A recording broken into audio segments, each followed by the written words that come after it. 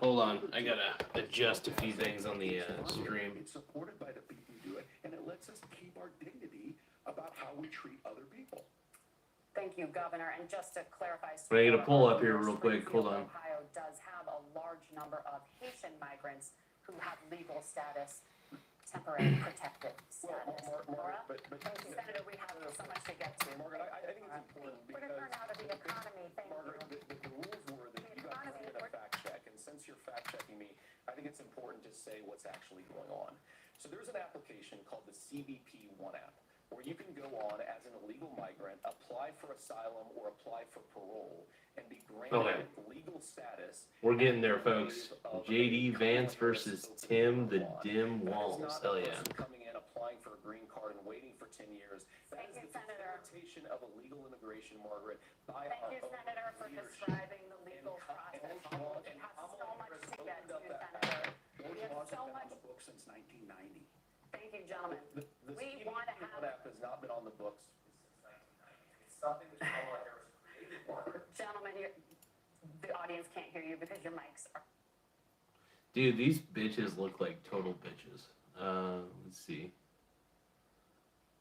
All right, let's get a poll going first. We gotta get a poll. Gotta make sure I'm pole dancing in front of you guys here. We'll get the poll up here. We're getting a live reaction here. We're gonna get down and dirty with a little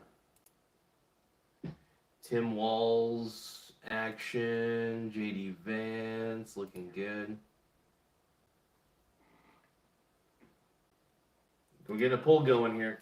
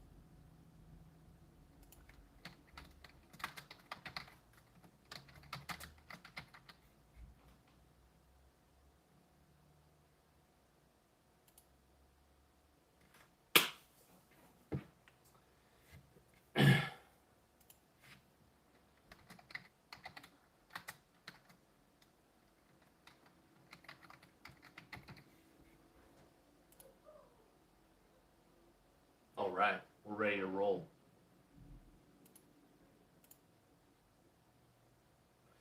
What's up, batshit crazy? Hell yeah, dude. All right, we're ready to listen to this debate.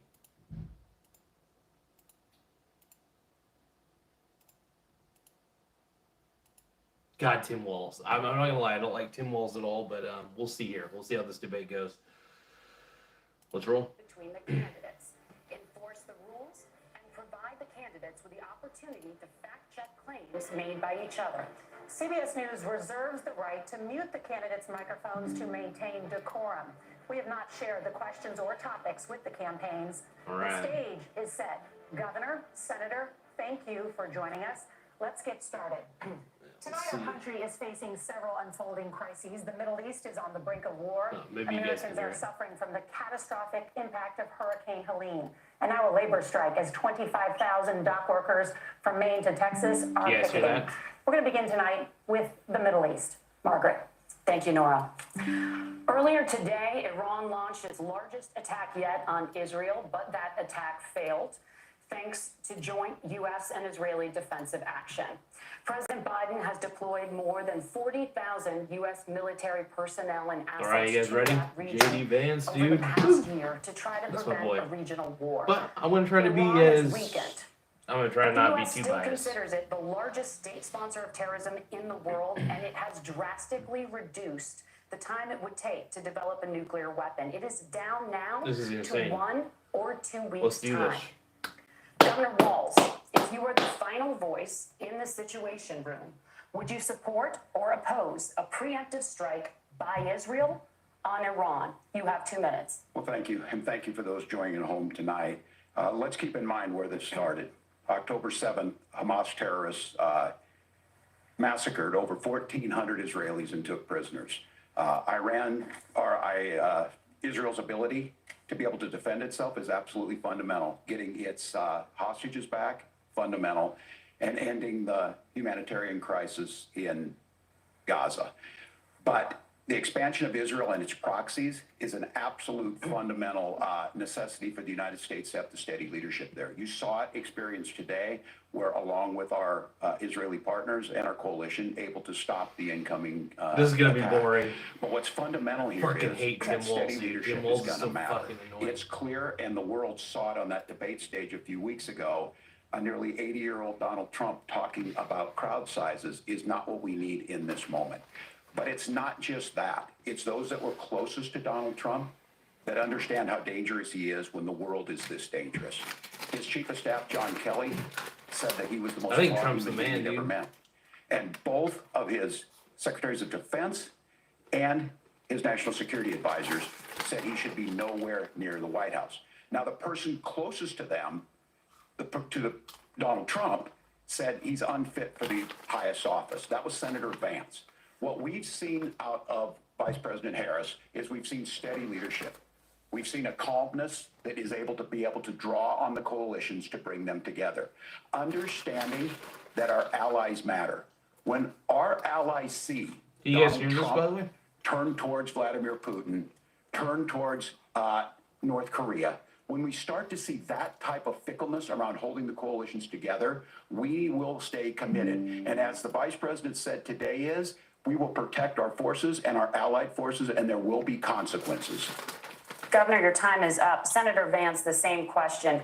Would you support or oppose a preemptive strike by Israel on Iran? You have 2 minutes. So, Margaret, I want to answer the question. First of all, thanks, Governor. Thanks to CBS for hosting the debate. And thanks, most importantly, to the American people who are watching this evening and caring enough about this country to pay attention to this vice presidential debate. I want to answer the question, but I want to actually give an introduction to myself a little bit because I recognize a lot of Americans don't know who either one of us are. I was raised in a working class family. My mother required food assistance for periods of her life. My grandmother required Social Security help to raise me. And she raised me in part because my own mother struggled with addiction for a big chunk of my early life.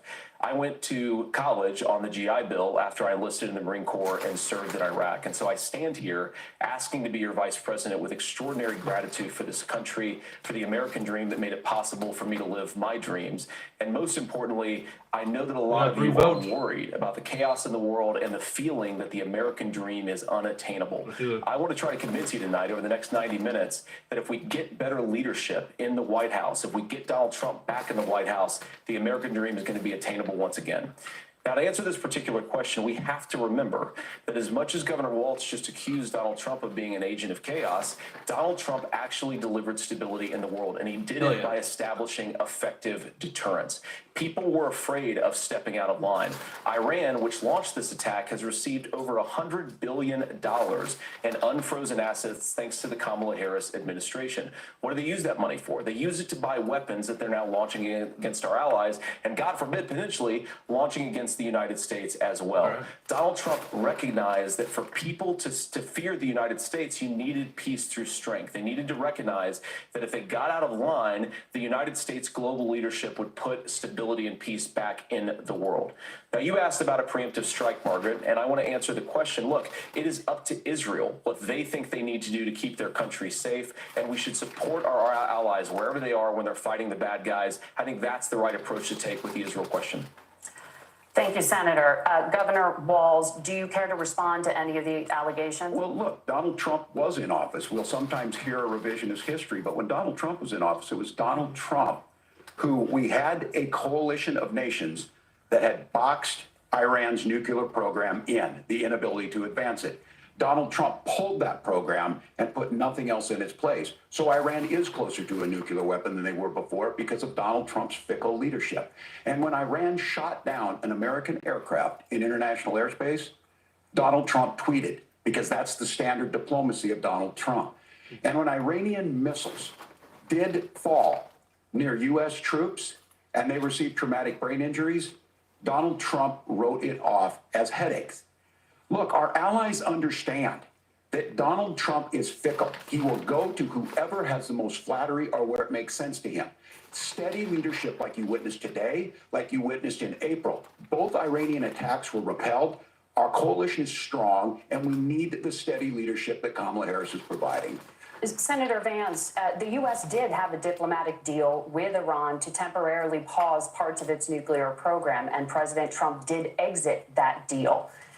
He recently said, just 5 days ago, the U.S. must now make a diplomatic deal with Iran because the consequences are impossible. Did he make a mistake? You have 1 minute. Well, first of all, Margaret, diplomacy is not a dirty word, but I think that's something that Governor Walz just said is quite extraordinary. You yourself just said Iran is as close to a nuclear weapon today as they have ever been. And Governor Walz, you blame Donald Trump, who has been the vice president for the last 3.5 years. And the answer is your running mate, not mine.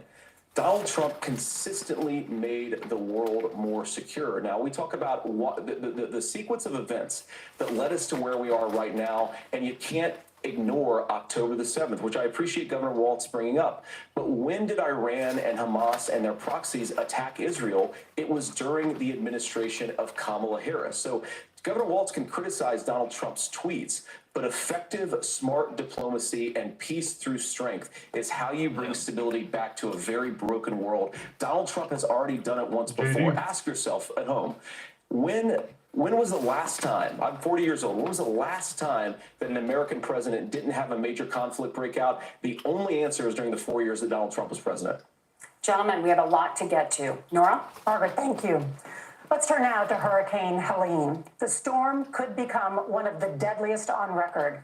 More than 160 people are dead and hundreds more are missing. Scientists say climate change makes these hurricanes larger, stronger, and more deadly because of the historic rainfall. Senator Vance, according to CBS News polling, 7 in 10 Americans and more than 60% of Republicans under the age of 45 favor the U.S. taking steps to try and reduce climate change. Senator, what responsibility would the Trump administration have to try and reduce the impact of climate change? I'll give you 2 minutes. Sure. So first of all, let's start with the hurricane, because it's an unbelievable, unspeakable human tragedy. I just saw today actually a photograph of 2 grandparents on a roof with a 6-year-old child, and it was the last photograph ever taken of them because the roof collapsed and those innocent people lost their lives. And I'm sure Governor Walz joins me in saying our hearts go out to those innocent people, our prayers go out to them, and we want as robust and aggressive as a federal response as we can get to save as many lives as possible, and then of course afterwards to help the people in those communities rebuild. I mean, these are communities that I love. Some of them I know very personally in Appalachia, all across the Southeast. They need their government to do their job, and I commit that when Donald Trump is president again, the government will put the citizens of this country first when they suffer from a disaster. And Nora, you asked about climate change. I think this is a very important issue. Look, a lot of people are justifiably worried about all these crazy weather patterns. I think it's important for us, first of all, to say Donald Trump and I support clean air, clean water. We want the environment to be cleaner and safer. But one of the things that I've noticed some of our Democratic friends talking a lot about is a concern about carbon emissions, this idea that carbon emissions drives all of the climate change. Well, let's just say that's true. Just for the sake of argument, so we're not arguing about weird science, let's just say that's true. Well, if you believe that, what would you want to do? The answer is that you'd want to reshore as much American manufacturing as possible, and you'd want to produce as much energy as possible in the United States of America, because we're the cleanest economy in the entire world.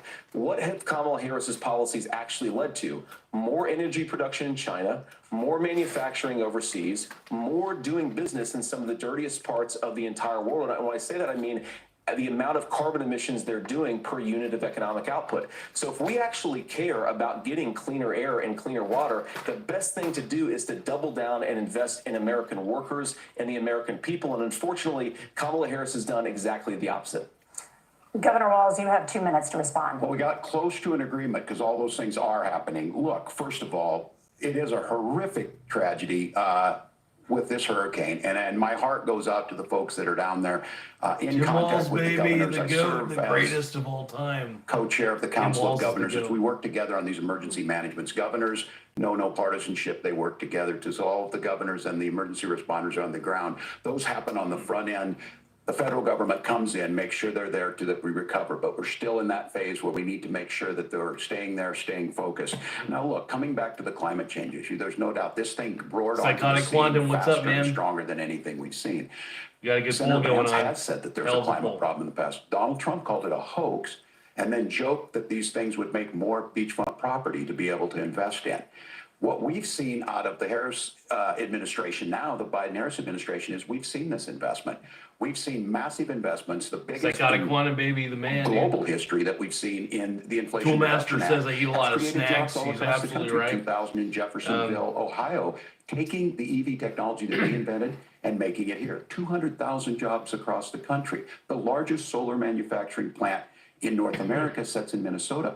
But my farmers know climate change is real. They've seen 500-year droughts, 500-year floods back to back. But what they're doing is adapting, and this has allowed them to tell me, look, I harvest corn, I harvest soybean, and I harvest wind. We are producing more natural gas and more oil at any time than we ever have. We're also producing more clean energy. So the solution for us is to continue to move forward, that climate change is real. Reducing our impact is absolutely critical, but this is not a false choice. You can do that at the same time you're creating the jobs that we're seeing Tim all Walz across has the the country. endorsement of That's the exactly what Socialist this Party. administration has done. So, we are seeing us becoming an energy I superpower don't trust for the him. future. Dude, we are not just the energy current. independent and that's right what now. absolutely makes Hell no. sense. And then we start thinking To about some degree, how do we but not mitigate completely. these disasters. Thank you. Senator, I want to give you an opportunity to respond there. The governor mentioned that President Trump has called climate change a hoax. Do you agree? Well, look, what the president has said is that if the Democrats, in particular Kamala Harris and her leadership, if they really believe that climate change is serious, what they would be doing is more manufacturing and more energy production in the United States of America, and that's not what they're doing. So clearly, Kamala Harris herself doesn't believe her rhetoric on this. If she did, she would actually agree with Donald Trump's energy policies. Now, something Governor Walz said I think is important to touch upon, because when we talk about clean energy, I think that's a slogan that often the Democrats will use here. I'm talking, of course, about the Democratic leadership. And the real issue is that if you're spending hundreds of millions or even billions of dollars of American taxpayer money on solar panels that are made in China, number one, you're going to make the economy dirtier. We should be making more of those solar panels here in the United States of America. Some of them are, Tim, but a lot of them are being made overseas in China, especially the components that go into those solar panels. So if you really want to make the environment cleaner, you've got to invest in more energy production. We haven't built a nuclear facility, I think, one in the past 40 years. Natural gas, we got to invest more in it. Kamala Harris has done the opposite. That's raised energy prices and also meant that we're doing Senator, worse by your the time climate. is up. Governor, would you like to respond? I love JD Vance. Look, dude. we're producing more natural gas than we ever have. There's no moratorium on that. We're producing more oil. But the folks know, and like I said again, these are not liberal folks. These are not folks that are Green New Deal folks. These are farmers that have been drought one year, massive flooding the next year. They understand that it makes sense. Look, our number one export cannot be topsoil from erosion from these massive storms. We saw it in Minnesota this summer. And thinking about how do we respond to that, we're thinking ahead on this. And what Kamala Harris has been able to do in Minnesota, we're starting to weatherproof some of these things. The infrastructure law that was passed allows us to think about mitigation in the future. How do we make sure that we're protecting by burying our power lines? How do we make sure that we're protecting lakefronts and things that we're seeing more and more of? But to call it a hoax and to take the oil company executives to Mar-a-Lago, say, give me money for my campaign, and I'll let you do whatever you want. We can be smarter about that, and an all-above energy policy is exactly what she's doing, creating those jobs right here. Governor, your time is up. The overwhelming consensus among scientists is that the Earth's climate is warming at an unprecedented rate. Margaret? Thank you, Nora. We're going to turn now to immigration. The crisis at the U.S.-Mexico border consistently ranks as one of the top issues for American voters. Senator Vance, Tim Walz, your campaign is pledging to carry out the largest mass deportation plan in American history and to use the U.S. military to do so. Could you be more specific about exactly how this will work? For example, would you deport parents who have entered the U.S. illegally and separate them from any of their children who were born on U.S. soil? You have 2 minutes. So first of all, Margaret, before we talk about deportations, we have to stop the bleeding. We have a historic immigration crisis because Kamala Harris started and said that she wanted to undo all of Donald Trump's border policies. 94 executive orders suspending deportations, decriminalizing illegal aliens, massively increasing the asylum fraud that exists in our system. That has opened the floodgates. And what it's meant is that a lot of fentanyl is coming into our country. I had a mother who struggled with opioid addiction and has gotten clean. I don't want people who are struggling with addiction to be deprived of their second chance because Kamala Harris let in fentanyl into our communities at record levels. So you've got to stop the bleeding. You've got to re-implement Donald Trump's border policies, build the wall, re-implement deportations. And that gets me to your point, Margaret, about what do we actually do? So we've got 25 million illegal aliens. Make sure you guys subscribe to the channel, by the way. I think the first thing that we do is we JD start Vance with the loves you, criminal boys. migrants. About 1 million of those people have We committed got some form of 79% for crime in Vance. addition to Who's crossing winning the border debate illegally. tonight? I think we start 79% of with you out of 14 deportations votes. on those folks. And then 10% I say think you make JD it harder Vance. for illegal aliens to 21% undercut say the wages of American Tim workers. Walz. A lot of Dude, people will go home if they can't work for less than minimum wage in our own country. And by the way, that'll be really good for our workers who just want to earn a fair wage for doing a good day's work. And the final point, Margaret, is you asked about family separation. Right now in this country, Margaret, we have 320,000 children that the Department of Homeland Security has effectively lost. Some of them have been sex trafficked. Some of them hopefully are at homes with their families. Some of them have been used as drug trafficking mules. The real family separation policy in this country is unfortunately Kamala Harris's wide open southern border. And I'd ask my fellow Americans to remember when she came into office, she said she was going to do this. Real leadership would be saying, you know what, I screwed up. We're going to go back to Donald Trump's border policies. I wish that she would do that. It would be good for all of us. Governor, do you care to respond to any of those specific allegations, including that the vice president is, quote, letting in fentanyl and using kids as drug mules, among other things, regarding children? The drug mule is not true, but I will say about this, about the fentanyl, because this is a crisis of this, the opioid crisis. And the good news on this is the last 12 months saw the largest decrease in opioid deaths in our nation's history. 30% decrease in Tim Ohio. Smith is But in the there's still chat. more Hell work yeah, to do. dude. But let's go back to this on immigration. Shout Kamala out to Harris is the Psychotic Attorney Juana, General by the way, of the who's largest been- state, a border state in Woo! California. Shout out She's to the only Tim person in Smith. this race who prosecuted transnational gangs for human trafficking and drug interventions. But look, we all want to solve this. Most of us Tim want Smith to solve this. says Nancy And Pelosi that might is the be United States visiting Congress. Walz. That's the Border this Patrol weekend agents. That's to the Chamber of discuss his Commerce. That's retirement. most Americans out here. That's Possibly why to we be have the replaced by fairest Joe and the Biden. toughest bill Joe on Biden's the greatest immigration vice president that of this all nation's time. seen. It was crafted by a conservative senator from Oklahoma, James Lankford. I know him. He's super conservative, but he's a man of principle, wants to get it done. Democrats and Republicans worked on this piece of legislation. The Border Patrol said, this is what we need in here. These are the experts. And the Chamber of Commerce and the Wall Street Journal said, pass this thing. Kamala Harris helped get there. 1,500 new border agents, detection for drugs, DOJ money to speed up these the adjudications on this, just what America wants. But as soon as I was getting ready to pass and actually tackle this, Donald Trump said no, told them to vote against it because it gives him a campaign issue. It gives him what would Donald Trump talk about if we actually did some of these things? And they need to be done by the legislature. You can't just do this through the executive branch. So look, we have the options to do this. Donald Trump had 4 years. He had 4 years to do this. And he promised you, America, how easy it would be. I'll build you a big, beautiful wall, and Mexico will pay for it. Less than 2% of that wall got built, and Mexico didn't pay a dime. But here we are again, 9 years after he came down that escalator, dehumanizing people and telling them what he was going to do. As far as the deportation plan, at one point, Senator Vance said it was so unworkable to be laughable. So that's where we're at. Pass the bill, she'll sign it. Governor, your time is up. Senator, the question was, will you separate parents from their children, even if their kids are U.S. citizens? You have 1 minute. Margaret, my point is that we already have massive child separations thanks to Kamala Harris's open border. I didn't accuse Kamala Harris of inviting drug mules. I said that she enabled the Mexican drug cartels to operate freely in this country, and we know that they use children as drug mules, and it is a disgrace, and it has to stop.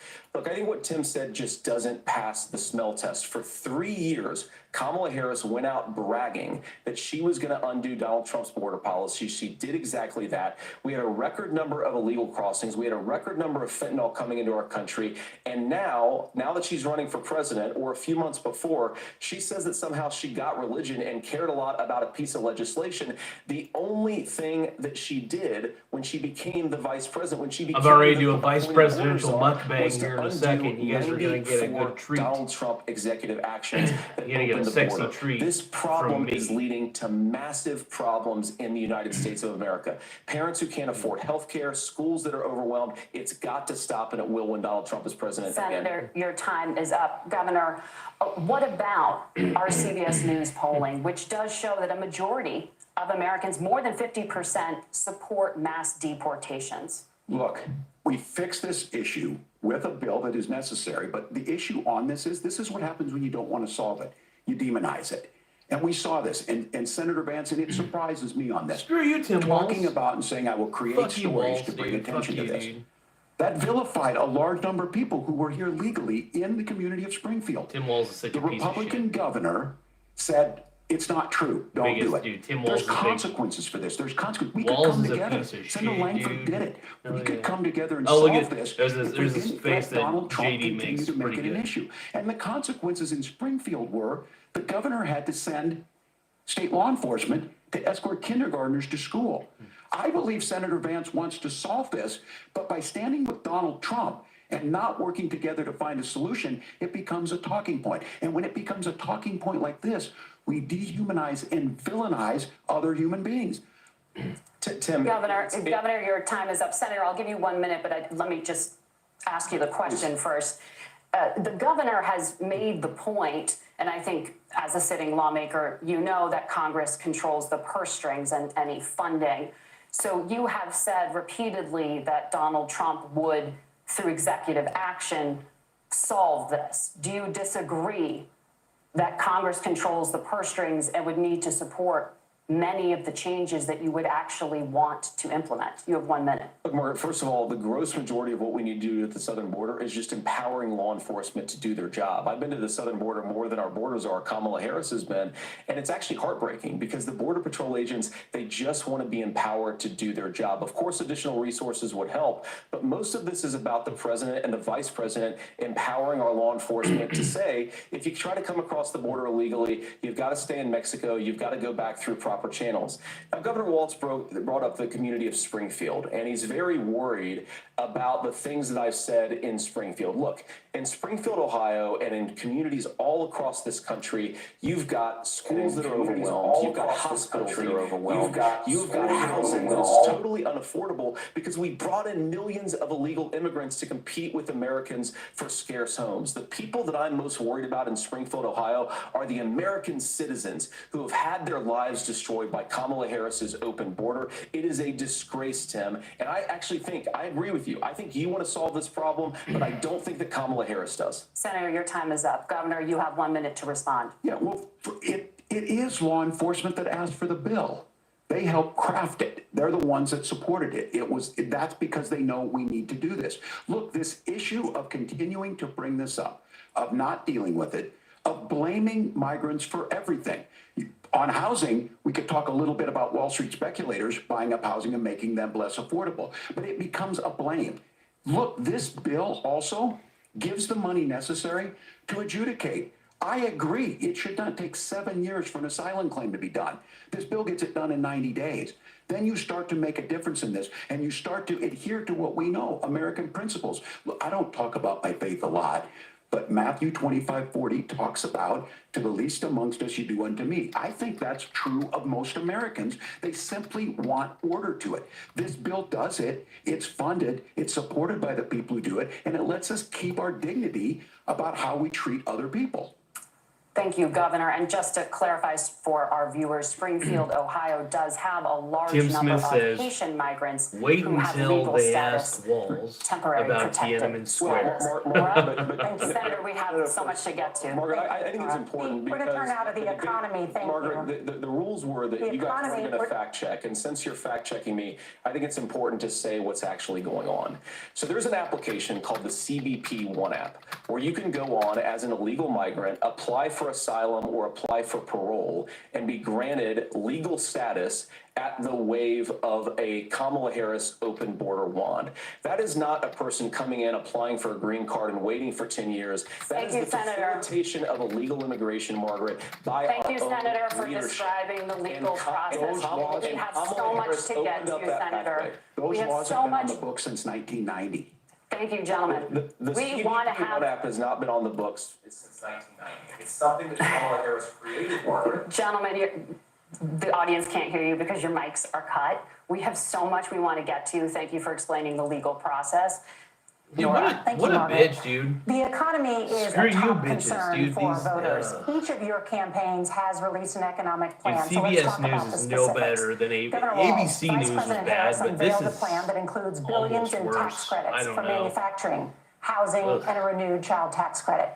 The Wharton School says your proposals will increase the nation's Tim deficit Smith says, I've by already watched the whole $1.2 debate trillion. live. Oh, yeah. How would you pay for that without Tim Smith also ballooning says the the deficit? moderators were Governor, I'll give you somehow 2 minutes. worse than the Thank you. Trump versus And Kamala debate. Kamala Harris Yeah. and I do believe in the I can middle see class that because that's where already, we come man. from. We Holy both grew shit. up in that. We Holy understand. So fuck. those of you out there listening tonight, Terrible. you're hearing a lot of stuff back and forth, and it's good. It's healthy. That's what this is supposed to happen. You should be listening. How's this going to impact me?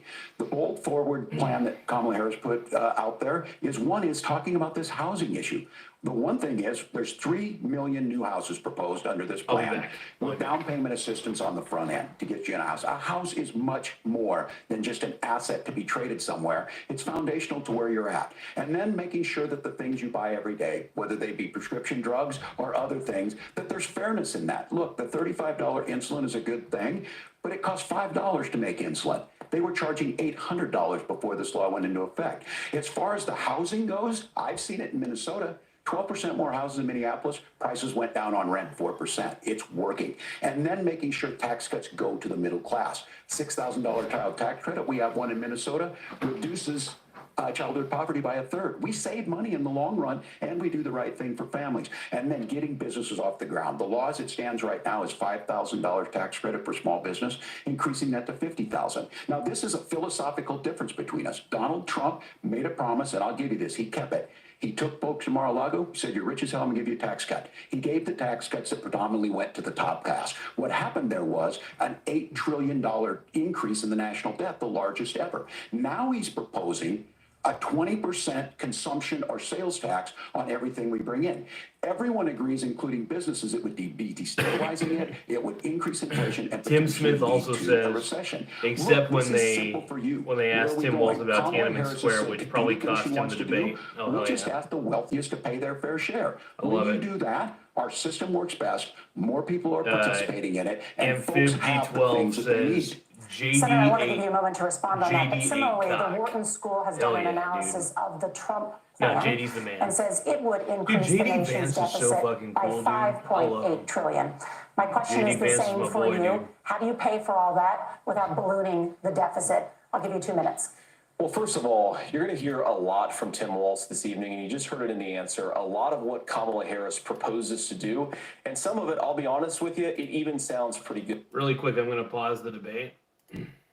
My brother came up with a new song. He's got a new song out. We're going to listen to it real quick. We'll get back to the debate. Nipple pinchy on a white bitch. Tim Walz is 105 years old. Electrocute my nipples, tie me up to a shed. Beat the shit out of me while choking me. This is what Lambert said. He's into weird shit, super weird shit. Like pooping on a dog's anus. Let's all to your friend's couch. JD Vance knows how to bang a couch. I love Dick Cheney. Hitler was kind of a dick.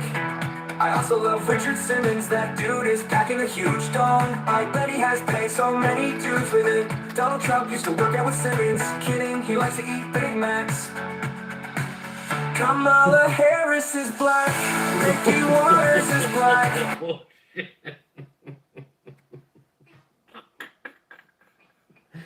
Let's see. This is something my brother made, so I maybe I should look at the lyrics before I play this.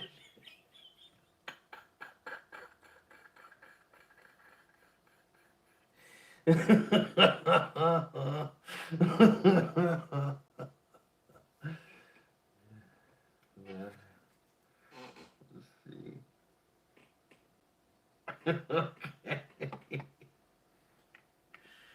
Well,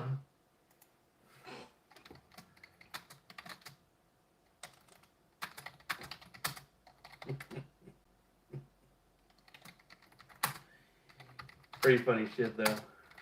Oh, man. Okay, let's get back to the debate. All right, we're going to get back to this sexy debate. Good. Here's what you won't hear, is that Kamala Harris has already done it. Because she's been the vice president for 3.5 years. She had the opportunity to enact all of these great policies, and what she's actually done instead is drive the cost of food higher by 25%, drive the cost of housing higher by about 60%, open the American southern border, and make middle-class life unaffordable for a large number of Americans. If Kamala Harris has such great plans for how to address middle-class problems, then she ought to do them now. Not when asking for a promotion, but in the job the American people gave her 3.5 years ago. And the fact that she isn't tells you a lot about how much you can trust her actual plans. Now, Donald Trump's economic plan is not just a plan, but it's also a record. A lot of those same economists attack Donald Trump's plans, and they have PhDs, but they don't have common sense and they don't have wisdom. Because Donald Trump's economic policies delivered the highest take-home pay in a generation in this country, 1.5% inflation, and to boot, peace and security all over the world. So when people say that Donald Trump's economic plan doesn't make sense, I say look at the record. He delivered rising take-home pay for American workers. Now, Tim admirably admits that they want to undo the Trump tax cuts. But if you look at what was so different about Donald Trump's tax cuts, even from previous Republican tax cut plans, is that a lot of those resources went to giving more take-home pay to middle-class and working-class Americans. It was passed in 2017. Lambo says, American economic boom. Lambo says, play that, in a generation play that song and make sure your brother gets all the credit. Absolutely. I already played part of it, brother. You can afford to live the American dream again. I know a lot of you are struggling. I know a lot of you are worried about paying the bills. It's going to stop when Donald Trump brings back common sense to this country. Governor, do you want to respond to that? What has Kamala Harris done for baby Donald Trump, dude. Harris's day one was Donald Trump's failure on COVID that led to the collapse of our economy. We were already before COVID in a manufacturing recession, but 10 million people out of work, largest percentage since the Great Depression. 9 million jobs closed on that. That was day one. Whether it was the Infrastructure Act or other things we moved. Now, you made a question about experts, said this. I've made a note of this. Economists can't be trusted. Science can't be trusted. National security folks can't be trusted. Look, if you're going to be president, you don't have all the answers. Donald Trump believes he does. My pro tip of the day is this. If you need heart surgery, listen to the people at the Mayo Clinic in Rochester, Minnesota, not Donald Trump. And the same thing goes with this. And I ask you out there, teachers, nurses, truck drivers, or whatever, how is it fair that you're paying your taxes every year and Donald Trump hasn't paid any federal tax in the last 15 years, in the last year as president? That's what's wrong with the system. There's a way around it, and he's bragged about that. We're just asking for fairness. There's nothing wrong with paying less. Hold on. Let me pause that real quick. There's nothing wrong with paying less taxes. Tim Walz, you're a fucking moron. First off, if you can find ways to get tax deductions, whether it's through... Because honestly, nobody really wants to give their money to the government because they know that the government is a black hole and there's no taxation without representation. It's true. Taxation without representation is not there anymore. I don't know if it ever really was. The more the government takes, the less they do with it for you, the people. They do it for more themselves. The scary, as my boy Ronald Reagan once said, the scariest thing you could ever hear is, "Hi, I'm with the government and I'm here to help you." So anyway, Tim Walz represents everything I despise. He wants big government. He wants too much government interference in the lives of the people. He's a piece of garbage. Anyway, let's keep going. Governor, you say trust the experts. But those same experts for 40 years said that if we shipped our manufacturing base off to China, we'd get cheaper goods. They lied about that. They said if we shipped our industrial base off to other countries, to Mexico and elsewhere, it would make the middle class stronger. They were wrong about that. They were wrong about the idea that if we made America less self-reliant, less productive in our own nation, that it would somehow make us better off, and they were wrong about it. And for the first time in a generation, Donald Trump had the wisdom and the courage to say to that bipartisan consensus, we're not doing it anymore. We're bringing American manufacturing back. We're unleashing American energy. We're going to make more of our own stuff. And this isn't just an economic issue. I've got 3 beautiful little kids at home, 7, 4, and 2, and I love them very much, and I hope they're in bed right now. But look, so many of the drugs, the pharmaceuticals that we put in the bodies of our children are manufactured by nations that hate us. This has to stop. And we're not going to stop it by listening to experts. We're going to stop it by listening to common sense wisdom, which is what Donald Trump governed on. Senator, your time is up. Governor Walz, can you address that? I mean, voters say they trust Donald Trump on the economy more. Why? Well, if you're listening tonight and you want billionaires to get tax cuts, you heard what the numbers were. Look, I'm a union guy on this. I'm not a guy who wanted to ship things overseas. Tim Walz is so understand that, fucking look, annoying, dude. We produce soybeans and corn. We need to have fair trading partners. such a That's something that we cuck. believe in. I think the thing that most concerns me on this is Donald Ray Trump says was the guy 87% of the who created American people do largest not trade want to pay deficit in taxes. American No big deal. history Yeah, with nobody China. does. Oh, yeah. So the rhetoric is good. Much of what the senator said. We got right there, I'm in 27 agreement votes with in, him by on the this. way. I watched it happen too. I watched it 78% in my for communities, Vance. and we talked about 22% that. for But Walz, baby. we had people undercutting the Subscribe right to the to channel. collectively bargain. We had right to work states made it more difficult. We had companies that were willing to ship it over, and we saw people profit. Folks that are venture capital in some cases, putting money into companies that were overseas. We're in agreement that we bring those home. The issue is Donald Trump is talking about it. Kamala Harris has a record, 250,000 more manufacturing jobs just out of the IRA. May I respond to that? Yes. So I appreciate that. So if you notice, what Governor Walz just did is he said, first of all, Donald Trump has to listen to the experts. And then when he acknowledged that the experts screwed up, he said, well, Donald Trump didn't do nearly as good of a job as the No, statistics that's a show gross that he generalization. did. So what Tim Walz is doing, and I honestly, Tim, I think you got a tough job here because you've got to play whack-a-mole. You've got to pretend that Donald Trump didn't deliver rising take-home pay, which of course he did. You've got to pretend that Donald Trump didn't deliver lower inflation, which of course he did, and then you simultaneously got to defend Boom, Kamala JD Harris's Vance, atrocious baby. economic record, which has made gas, groceries, and housing 79% of you unaffordable say for JD American Vance is winning citizens. this bad I was boy. raised by a 21% say woman Walz. who would sometimes go into medical 29 debt votes, so that baby. she could put food on the table in our household. I know what it's like to not be able to afford the things that you need to afford. We can do so much better. To all of you watching, we can get back to an America that's affordable again. We just got to get back to common sense economic principles. I hope we have a conversation on healthcare then. Senator, Governor. Please. Thank you. Margaret? We have a lot So to Wayne get to Hawkins ahead, says shady pants gentlemen, on laws. many topics. But right now, I want to talk about shady personal pants. qualifications. That's pretty good. The But no, vice president is JD often the JD last Vance is the man, voice dude. the president hears Totally the before man.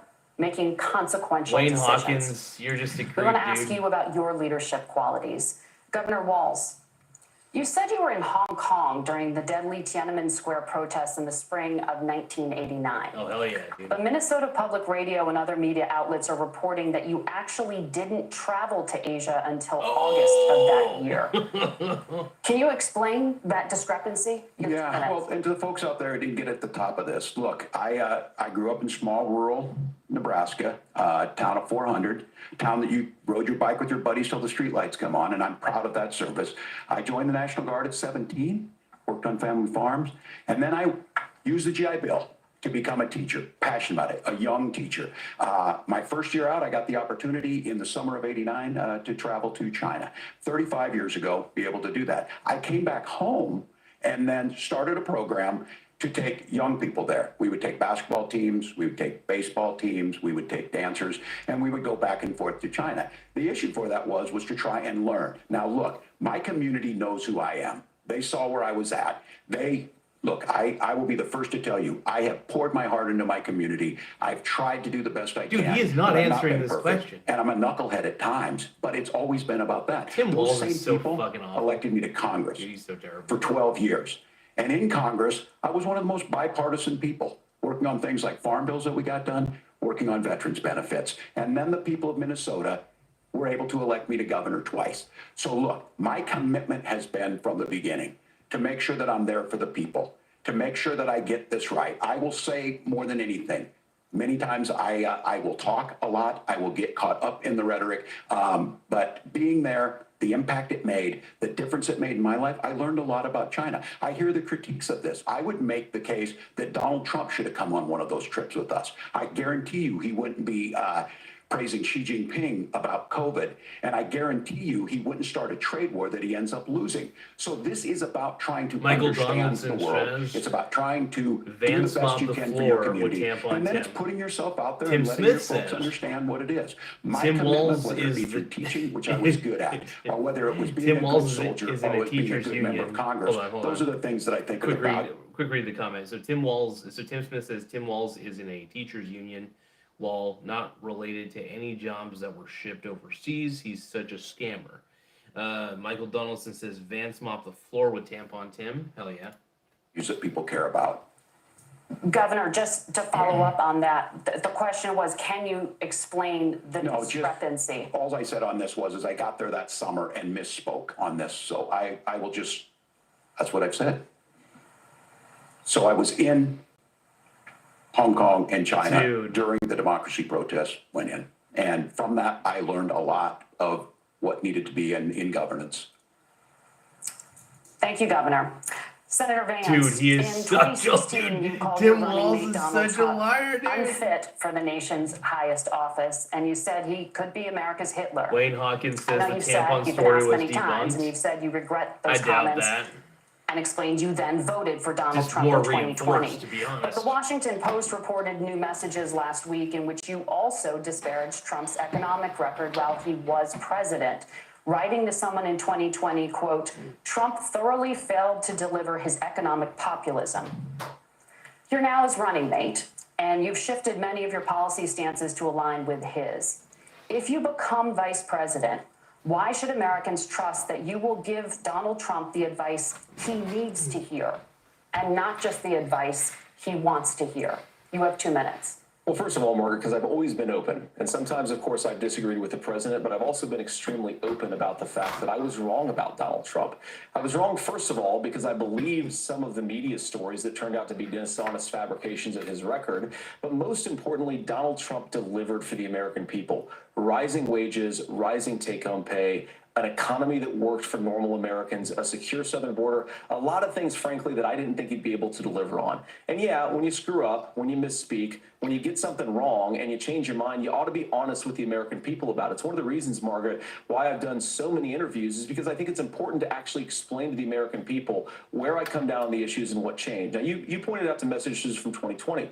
Margaret, I've been extremely consistent, but I think there were a lot of things that we could have done better in the Trump administration the first round if Congress was doing its job. I strongly believe, and I've been a United States Senator, that Congress is not just a high-class debating society. It's not just a forum for senators and congressmen to whine about problems. It's a forum to govern. So there were a lot of things on the border, on tariffs, for example, where I think that we could have done so much more if the Republican Congress and the Democrats in Congress had been a little bit better about how they govern the country. They were so obsessed with impeaching Donald Trump, they couldn't actually govern. And I want to talk about this tariff issue in particular, Margaret, because Tim just accused this of being a national sales tax.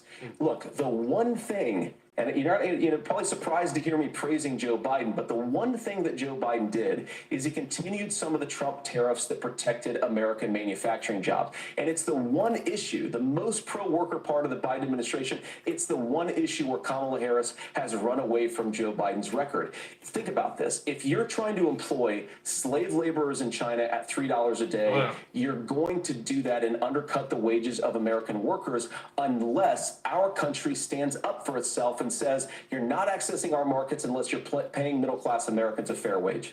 Senator, your time is up. Nora? Thank you.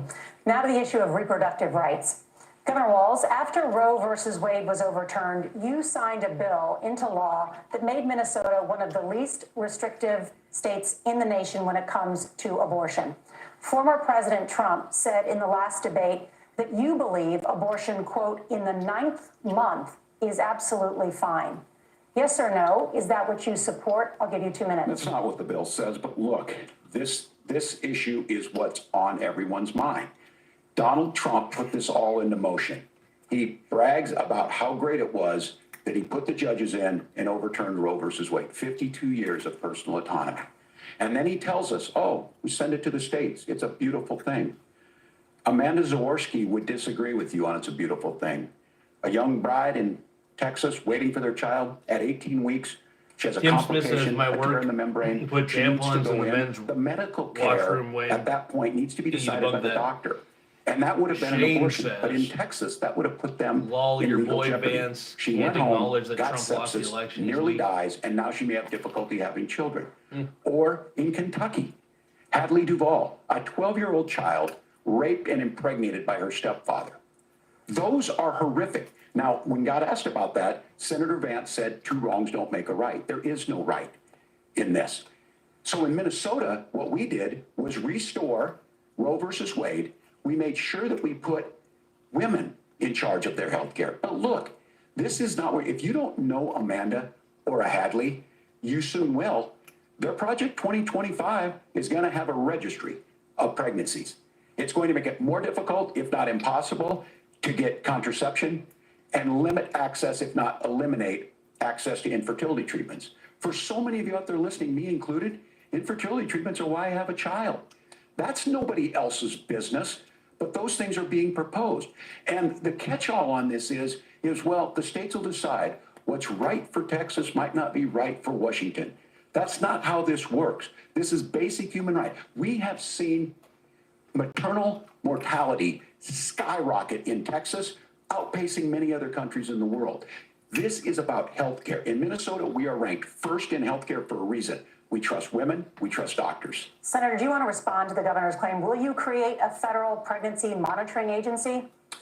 No, Nora, certainly we won't. And I want to talk about this issue because I know a lot of Americans care about it, and I know a lot of Americans don't agree with everything that I've ever said on this topic. And, you know, I grew up in a working class family in a neighborhood where I knew a lot of young women who had unplanned pregnancies and decided to terminate those pregnancies because they feel like they didn't have any other options. And, you know, one of them is actually very dear to me. And I know she's watching tonight, and I love you. And she told me something a couple years ago that she felt like if she hadn't had that abortion, that it would have destroyed her life because she was in an abusive relationship. And I think that what I take from that as a Republican who proudly wants to protect innocent life in this country, who proudly wants to protect the vulnerable, is that my party, we've got to do so much better of a job at earning the American people's trust back on this issue where they frankly just don't trust us. And I think that's one of the things that Donald Trump and I are endeavoring to do. I want us as a Republican Party to be pro-family in the fullest sense of the word. I want us to support fertility treatments. I want us to make it easier for moms to afford to have babies. I want it to make it easier for young families to afford a home so they can afford a place to raise that family. And I think there's so much that we can do on the public policy front just to give women more options. Now, of course, Donald Trump has been very clear that on the abortion policy specifically, that we have a big country and it's diverse. And California has a different viewpoint on this than Georgia. Georgia has a different viewpoint from Arizona. And the proper way to handle this, as messy as democracy sometimes is to let voters make these decisions, let the individual states make their abortion policy. And I think that's what makes the most sense in a very big, a very diverse, and let's be honest, sometimes a very, very messy and divided country. Governor, would you like to respond and also answer the question about restrictions? Yeah, well, the question got asked and Donald Trump made the accusation that wasn't true about Minnesota. Well, let me tell you about this idea that there's diverse states. There's a young woman named Amber Thurman. She happened to be in Georgia, a restrictive state. Because of that, she had to travel a long distance to North Carolina to try and get her care. Amber Thurman died in that journey back and forth. The fact of the matter is, how can we as a nation say that your life and your rights, as basic as the right to control your own body, is determined on geography? There's a very real chance had Amber Thurman lived in Minnesota, she would be alive today. That's why the restoration of Roe versus Wade. When you listen to Vice President Harris talk about this subject and you hear me talk about it, you hear us talking exactly the same. Donald Trump is trying to figure out how to get the political right of this. I agree with a lot of what Senator Vance said about what's happening. His running mate, though, does not, and that's the problem. Governor, your time is up. Senator, let me ask you about that. He mentioned, it was, I think, referring to a national ban. In the past, you have supported a federal ban on abortion after 15 weeks. In fact, you said if someone can't support legislation like that, quote, you are making the United States the most barbaric pro-abortion regime anywhere in the entire world. My question is, why have you changed your position? Well, Nora, first of all, I never supported a national ban. I did when I was running for Senate in 2022 talk about setting some minimum national standard. For example, we have a partial birth abortion ban in place in this country at the federal level. I don't think anybody's trying to get rid of that, or at least I hope not, though I know that Democrats have taken a very radical pro-abortion stance. But Nora, one of the things that changed is in the state of Ohio, we had a referendum in 2023, and the people of Ohio voted overwhelmingly, by the way, against my position. And I think that what I learned from that, Nora, is that we've got to do a better job at winning back people's trust. So many young women would love to have families. So many young women also see an unplanned pregnancy as something that's going to destroy their livelihood, destroy their education, destroy their relationships. And we have got to earn people's trust back. And that's why Donald Trump and I are committed to pursuing pro-family policies, making childcare more accessible, making fertility treatments more accessible, because we've got to do a better job at that. And that's what real leadership is. Governor, your response. Well, I'm going to respond on the pro-abortion piece of that. No, we're not. We're pro-women. We're pro-freedom to make your own choice. We know what the implications are to not be that. Women having miscarriages, women not getting the care, physicians feeling like they may be prosecuted for providing that care. And as far as making sure that we're educating our children and giving them options, Minnesota's a state with one of the lowest teen pregnancy rates. I just took the fattest fucking dump. I took the Walz. And we make that true. We also make it, we're a top 3 state for the best place to raise children. But these two things to try and say that we're pro-children, but we don't like this, or you guys are pro-abortion, that's not the case at all. We are pro-freedoms for women to make their choices. And we're going, and Kamala Harris is making the case, to make options for children more affordable, a $6,000 child tax credit, but we're not going to base that on the backs of making someone like Amber Thurman drive 600 miles to try and get health care. Senator? May I respond to that? First of all, Governor, I agree with you. Amber Thurman should still be alive, and there are a lot of people who should still be alive, and I certainly wish that she was. And maybe you're free to disagree with me on this and explain this to me, but as I read the Minnesota law that you signed into law, the statute that you signed into law, it says that a doctor who presides over an abortion where the baby survives, the doctor is under no obligation to provide life-saving care to a baby who survives a botched late-term abortion. That is, I think, whether you're pro-choice or pro-abortion, that is fundamentally barbaric. And that's why I use that word, Nora, is because some of what we've seen, do you want to force Catholic hospitals to perform abortions against their will? Because Kamala Harris has supported suing Catholic nuns to violate their freedom of conscience. We can be a big and diverse country where we respect people's freedom of conscience and make the country more pro-baby and pro-family. But please. Yes, Governor, please respond. Look, this is one where there's always something there. This is a very simple proposition. These are women's decisions to make about their healthcare decisions, and the Tim Walz physicians who know best when they need to do this. Trying to distort the way a law is written to try and make a point, that's not it at all. What was I wrong about, Governor? Please tell me, what was I wrong about? That is not the way the law is written. Look, I've given this, how? I've given this advice on a lot of things, that getting involved, getting against, that's been misread, and it was fact-checked at the last debate. But the point on this is there's a continuation of these guys to try and tell all the women Kamala where to get trolls are involved. hiding. I use this line on this. They're Just mind hiding your with own Biden. business on this. Things work best when Roe versus Wade was in place. When we do a restoration of Roe, that works best. That doesn't preclude us from increasing funding for children. It doesn't increase us from making sure that once that child's born, like in Minnesota, they get meals, they get early childhood education, they get health care. So that hiding behind we're going to do all these other things when you're not proposing them in your budget, Kamala Harris is proposing them. She's proposing all those things to make life easier for families. I asked a specific question, Governor. You gave me a slogan as a response. It's not the case. It's not true. That's not what the law says. So they fact-checked it with President Trump. Gentlemen, there's a lot to discuss. We have to move on, and we're going to be right back with much more of the CBS News vice presidential debate in just a moment.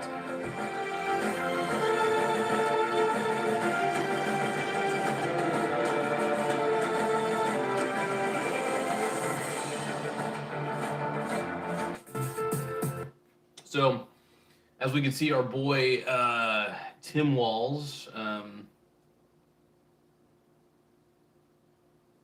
Michael Donaldson says, I gave you a like since you're not pretending to like Kamala today. Hell yeah. I'm sure they don't have much to say now. The Kamala trolls, you're right. They probably don't. Vance dog, hell yeah, dude. Yeah, JD Vance won this fucking debate. at least so far from what I've watched. I got off work at around 7 p.m. Pacific Standard Time.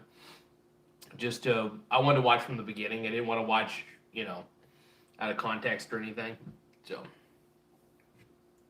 I'm just doing a quick intermission real quick for this. I'm just kind of doing the intermission with NBC News, but this is insane, man. Oh yeah.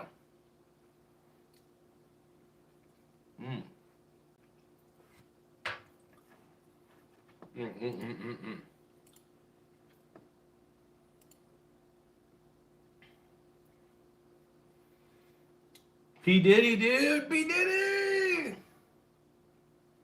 They're showing me some P. Diddy on this thing, man. The Didster. Everybody just needs to leave Diddy alone, dude.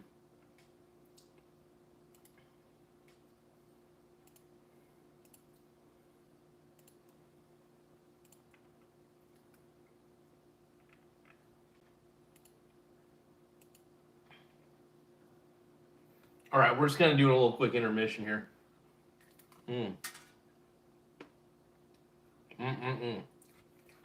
Read some comments. Donaldson says, Vance smoked him. Have you seen that part where the moderators tried to fact check and JD shut them up yet? I know that he was trying to get them to shut up at one point, but we'll see here.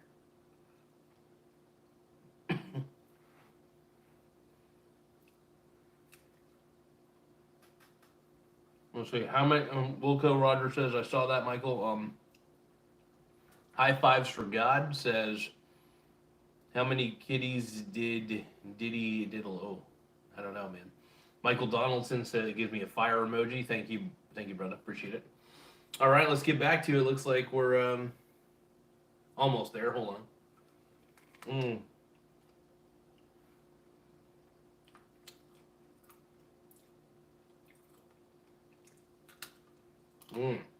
So good.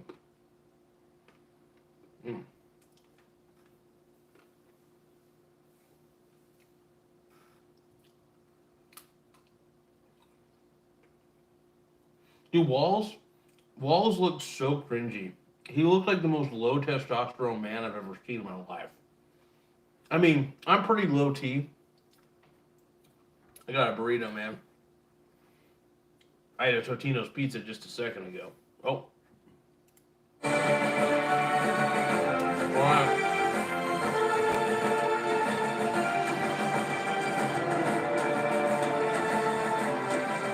Welcome back to the CBS News vice presidential debate. We want to turn now to America's gun violence epidemic.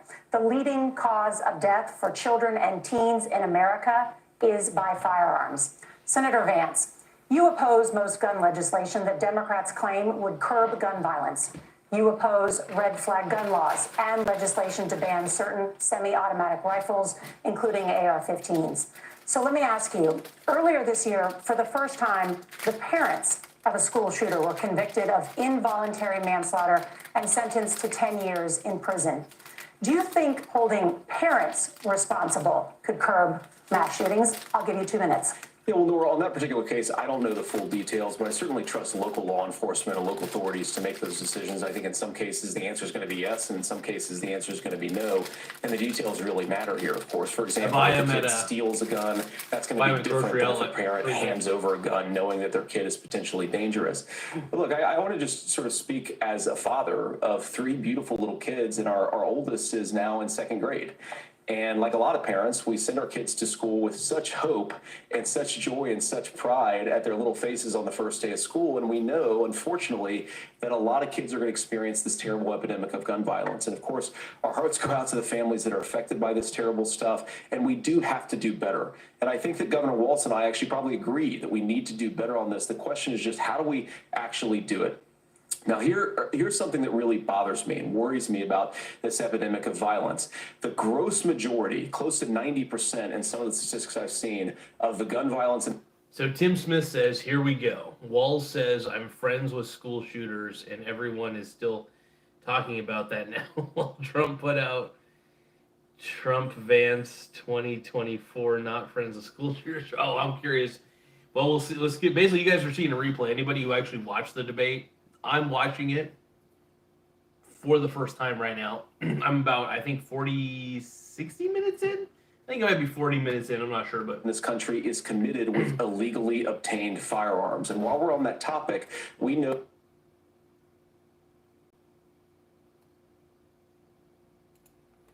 never mind. Sorry. Keep going. that thanks to Kamala Harris's open border, we've seen a massive influx in the number of illegal guns run by the Mexican drug cartel. So that number, the amount of illegal guns in our country is higher today than it was 3.5 years ago. But what do we do about the schools? What do we do to protect our kids? And I think the answer is, and I say this not loving the answer, because I don't want my kids to go to school in a school that feels unsafe or where there are visible signs of security. But I unfortunately think that we have to increase security in our schools. We have to make the doors lock better. We have to make the doors stronger. We've got to make the windows stronger. And of course, we've got to increase school resource officers, because the idea that we can magically wave a wand and take guns out of the hands of bad guys, it just doesn't fit with recent experience. So we've got to make our schools safer. And I think we've got to have some common sense bipartisan solutions for how to do that. Governor, you have 2 minutes.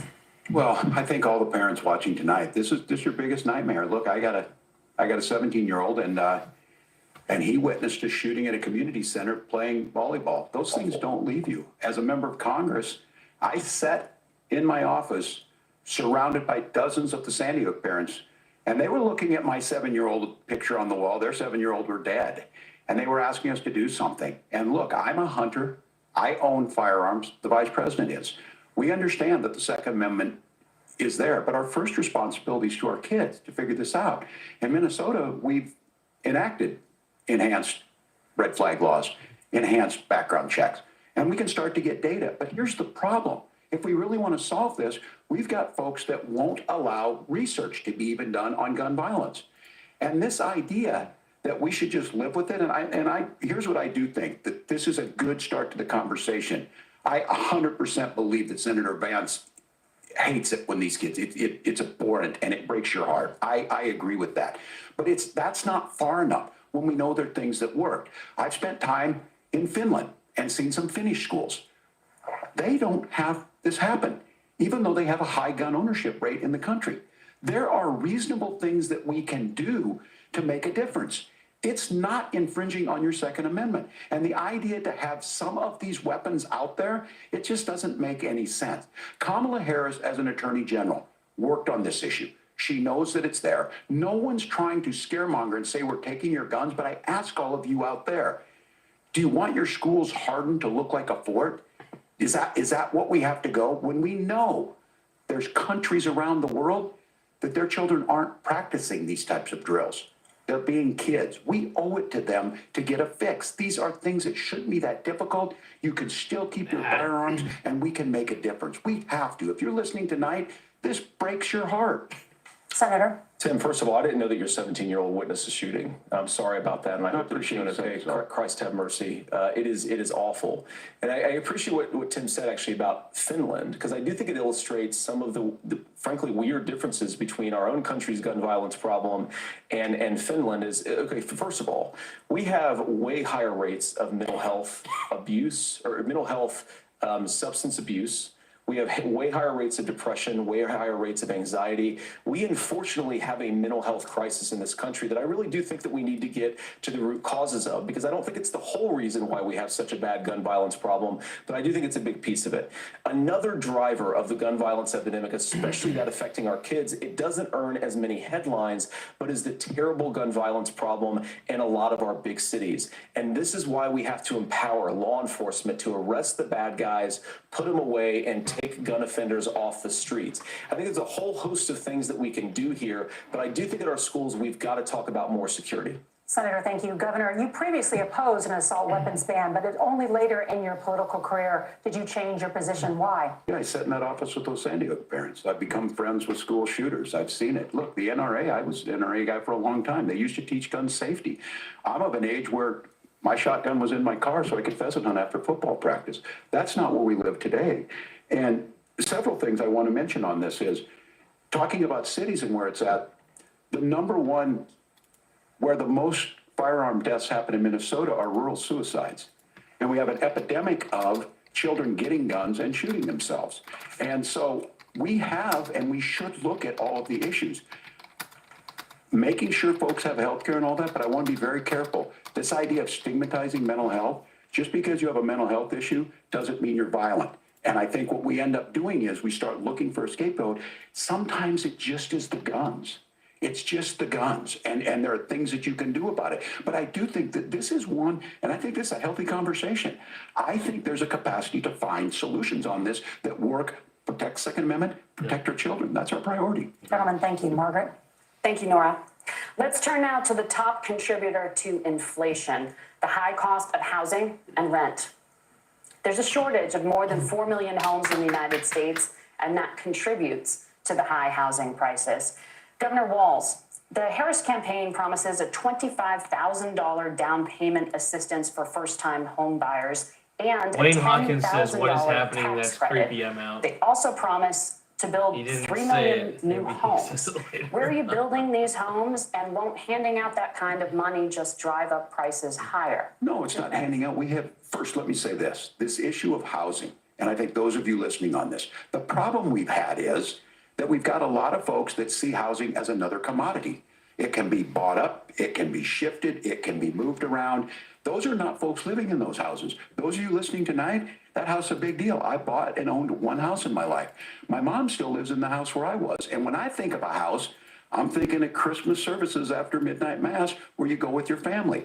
We need to make it more affordable. And one of the things, as I said, this program that the vice president is pushing forward and bringing a new way of approaching this is something we're doing in Minnesota from that lead. We in the state invested in making sure our housing was the biggest investment that we'd ever made in housing. It starts to make it easier. We cut some of the red tape. Local folks, Dallas look, we says can't do it at the Kamala federal with level, blue but local hearts. folks make it easier to build those homes. And then that down payment assistance. I can tell all of you out there, one of the, certainly for me, Oh wow, dude! using the GI 54 Bill is one votes are thing, in. but a 70% veteran's home of you loan, say the big thing JD about a Vance. veteran's home loan is 30% you don't say have to pay the Walz. down Why? payment. Those are things that make it there. Now, look, you're going to pay it back, and you're going to pay your mortgage. Those are things that we know in the long run, the appreciated value, the generational wealth that's created from it. And I will give Minneapolis an example. Minneapolis is the one city where we've seen the lowest inflation rates. We've seen a 12% increase in stock because we put some of these things in, and we're implementing a state program to make sure we give some of that down payment assistance. We get it back from people because here's what we know. People with stable housing end up with stable jobs. People with stable housing have their kids able to get to school. All of those things in the long run end up saving our money. And that's the thing that I think we should be able to find some common ground in. Michael But we Donaldson can't saying- blame Michael Donaldson is saying, immigrants "Dude, for put the your only shirt reason. back That's on." not Hell the no. case that's happening in many cities. The fact of the matter is that we don't have enough naturally affordable housing, but we can make sure that the government's there to help kickstart it, create that base. Governor, your time is up. Senator Vance, as far as your campaign's position, the promise is to seize federal lands to build homes, remove regulation, provide tax breaks, and cut back on immigration, which you say pushes up prices. Where are you going to build all the new homes you're promising, and what part of any of this plan will provide immediate relief? You have 2 minutes. Well, first of all, Tim just said something that I agree with. We don't want to blame immigrants for higher housing prices, but we do want to blame Kamala Harris for letting in millions of illegal aliens into this country, which does drive up costs, Tim. 25 million illegal aliens competing with Americans for scarce homes is one of the most significant drivers of home prices in the country. It's why we have massive increases in home prices that have happened right alongside massive increases in illegal alien populations under Kamala Harris's leadership. Now, Tim just mentioned a bunch of ideas. Now, some of those ideas I actually think are halfway decent, and some of them I disagree with. But the most important thing here is Kamala Harris is not running as a newcomer to politics. She is the sitting vice president. If she wants to enact all of these policies to make housing more affordable, I invite her to use the office that the American people already gave her, not sit around and campaign and do nothing while Americans find the American dream of homeownership completely unaffordable. Now, you asked, Margaret, what would immediately change the equation for American citizens if you lower energy prices? As Donald Trump says, drill, baby, drill. One of the biggest drivers of housing costs, aside from illegal immigration, is, think about it. If a truck driver's paying 40% more for diesel, then the lumber he's delivering to the job site to build a house is also going to become a lot more expensive. If we open up American energy, you will get immediate pricing relief for American citizens, not, by the way, just in housing, but in a whole host of other economic goods too. Senator Vance, you still have 23 seconds there. Do you want to answer Can I have it? where, Governor, we will get to you in a moment, but Senator, where are you going to seize the federal lands? Can you clarify? Well, what Donald Trump has said is we have a lot of federal lands that aren't being used for anything. They're not being used for a national park. They're not being used, and they could be places where we build a lot of housing. And I do think that we should be opening up building in this country. We have a lot of land that could be used. We have a lot of Americans that need homes. We should be kicking out illegal immigrants who are competing for those homes, and we should be building more homes for the American citizens who deserve to be here. Senator, your time is up. Governor, I do want to let you respond to the allegation that the vice president is letting in Well, of course, that's not migrants, true. And again, that you it's have the affecting facts. I guess we prices. agreed not to fact check. I'll check it. But look, crossings are down compared to when Donald Trump left office. But it's, again, blaming and not trying to find the solution. I was going to ask, though, on this question, are we going to drill and build houses in the same federal land? And I think when people hear federal lands, these are really important pieces of land. Now, Minnesota doesn't have a lot of federal lands. I know in the western part of the countries we do. There's not a lot of federal lands in and around Minneapolis, for example. So the issue is I don't understand the federal lands issue unless we see this, and I worry about this as someone who cares deeply about our national parks and our federal lands. Look, Minnesota, we protect these things. We've got about 20% of the world's fresh water. These lands protect. They're there for a reason. They belong to all of us. But again, this is when you view housing and you view these things as commodities. Like, there's a chance to make money here. Let's take this federal land and let's sell it to people for that. I think there's better ways to do this. We've seen it in Minnesota. We're able to refurbish some of these houses. We're able to make some investments. That gets people in. And I'm still on the fact on this. Economists, Senator Vance, you said you don't like the economists. Which economists are saying that it is immigrants that's adding to the cost? Governor, your time is up. But Senator, on that point, I'd like for you to clarify. There are many contributing factors to high housing costs. What evidence do you have that migrants are part of this problem? Well, there's a Federal Reserve study that we're happy to share after the debate. We'll put it up on social media, actually, that really drills down on the connection between increased levels of migration, especially illegal immigration, and higher housing prices. Now, of course, Margaret, that's not the entire driver of higher housing prices. It's also the regulatory regime of Kamala Harris. Look, we are a country of builders. We're a country of doers. We're a country of explorers. But we increasingly have a federal administration that makes it harder to develop our resources, makes it harder to build things, and wants to throw people in jail for not doing everything exactly as Kamala Harris says they have to do. And what that means is that you have a lot of people who would love to build Tim Walz homes fan. who That's aren't why I'm able wearing to this build bra. homes. I actually agree with Tim Walz. We should get out of this idea of housing as a commodity. But the thing that has most turned housing into a commodity is giving it away to millions upon millions of people who have no legal right to be here. What are the federal regulations? I deal with this as a governor. You can very quickly reply. I'm sorry. I get this as a governor, and I don't necessarily disagree with that in some cases, many of those are local, many of them are state. I don't know which ones are federal, but I think whenever we talk regulations, people think they can get rid of them. I think you want to be able to get out of your house in a fire. I think you want to make sure that it's fireproof and those types of things. So which are the regulations? Because the vice president's not responsible for those. Congress writes those. Governor, thank you. Gentlemen, we have a lot to get to. You're passionate about the housing crisis, I can tell. But Nora? Thank you. One of the top problems facing Americans is the high cost of health care. Senator Vance, at the last presidential debate, former President Trump was asked about replacing the Affordable Care Act. In response, he said, "I have concepts of a plan." Since then, Senator, you've talked about changing how chronically ill Americans get health insurance. Can you explain how that would work? And can you guarantee that Americans with pre-existing conditions won't Make sure you pay guys subscribe, more? by the way. I'll give you 2 minutes. Well, of course, we're going to cover Americans with pre-existing conditions. In fact, a lot of my family members have gotten health care. I believe, members of my family actually got private health insurance, at least for the first time, switched off of Medicaid onto private insurance for the first time under Donald Trump's leadership. And I think that, a lot of people have criticized this concepts of a plan remark. It's very simple common sense. I think as Tim Walz knows from 12 years in Congress, you're not going to propose a 900-page bill standing on a debate stage. It would bore everybody to tears, and it wouldn't actually mean anything because part of this is the give and take of bipartisan negotiation.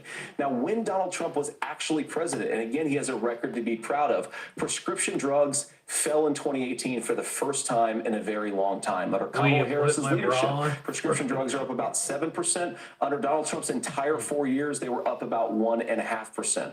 He introduced pricing transparency. You think about healthcare, you go into a hospital, you try to buy something, and nobody knows what it actually costs. That price transparency will actually give American consumers a little bit more choice and will also drive down costs. And we talked about, the reinsurance regulations is what I was talking about. Look, Donald Trump has said that if we allow states to experiment a little bit on how to cover both the chronically ill, but the non-chronically ill, it's not just a plan. He actually implemented some of these regulations when he was president of the United States. And I think you can make a really good argument that it salvaged Obamacare, which was doing disastrously until Donald Trump came along.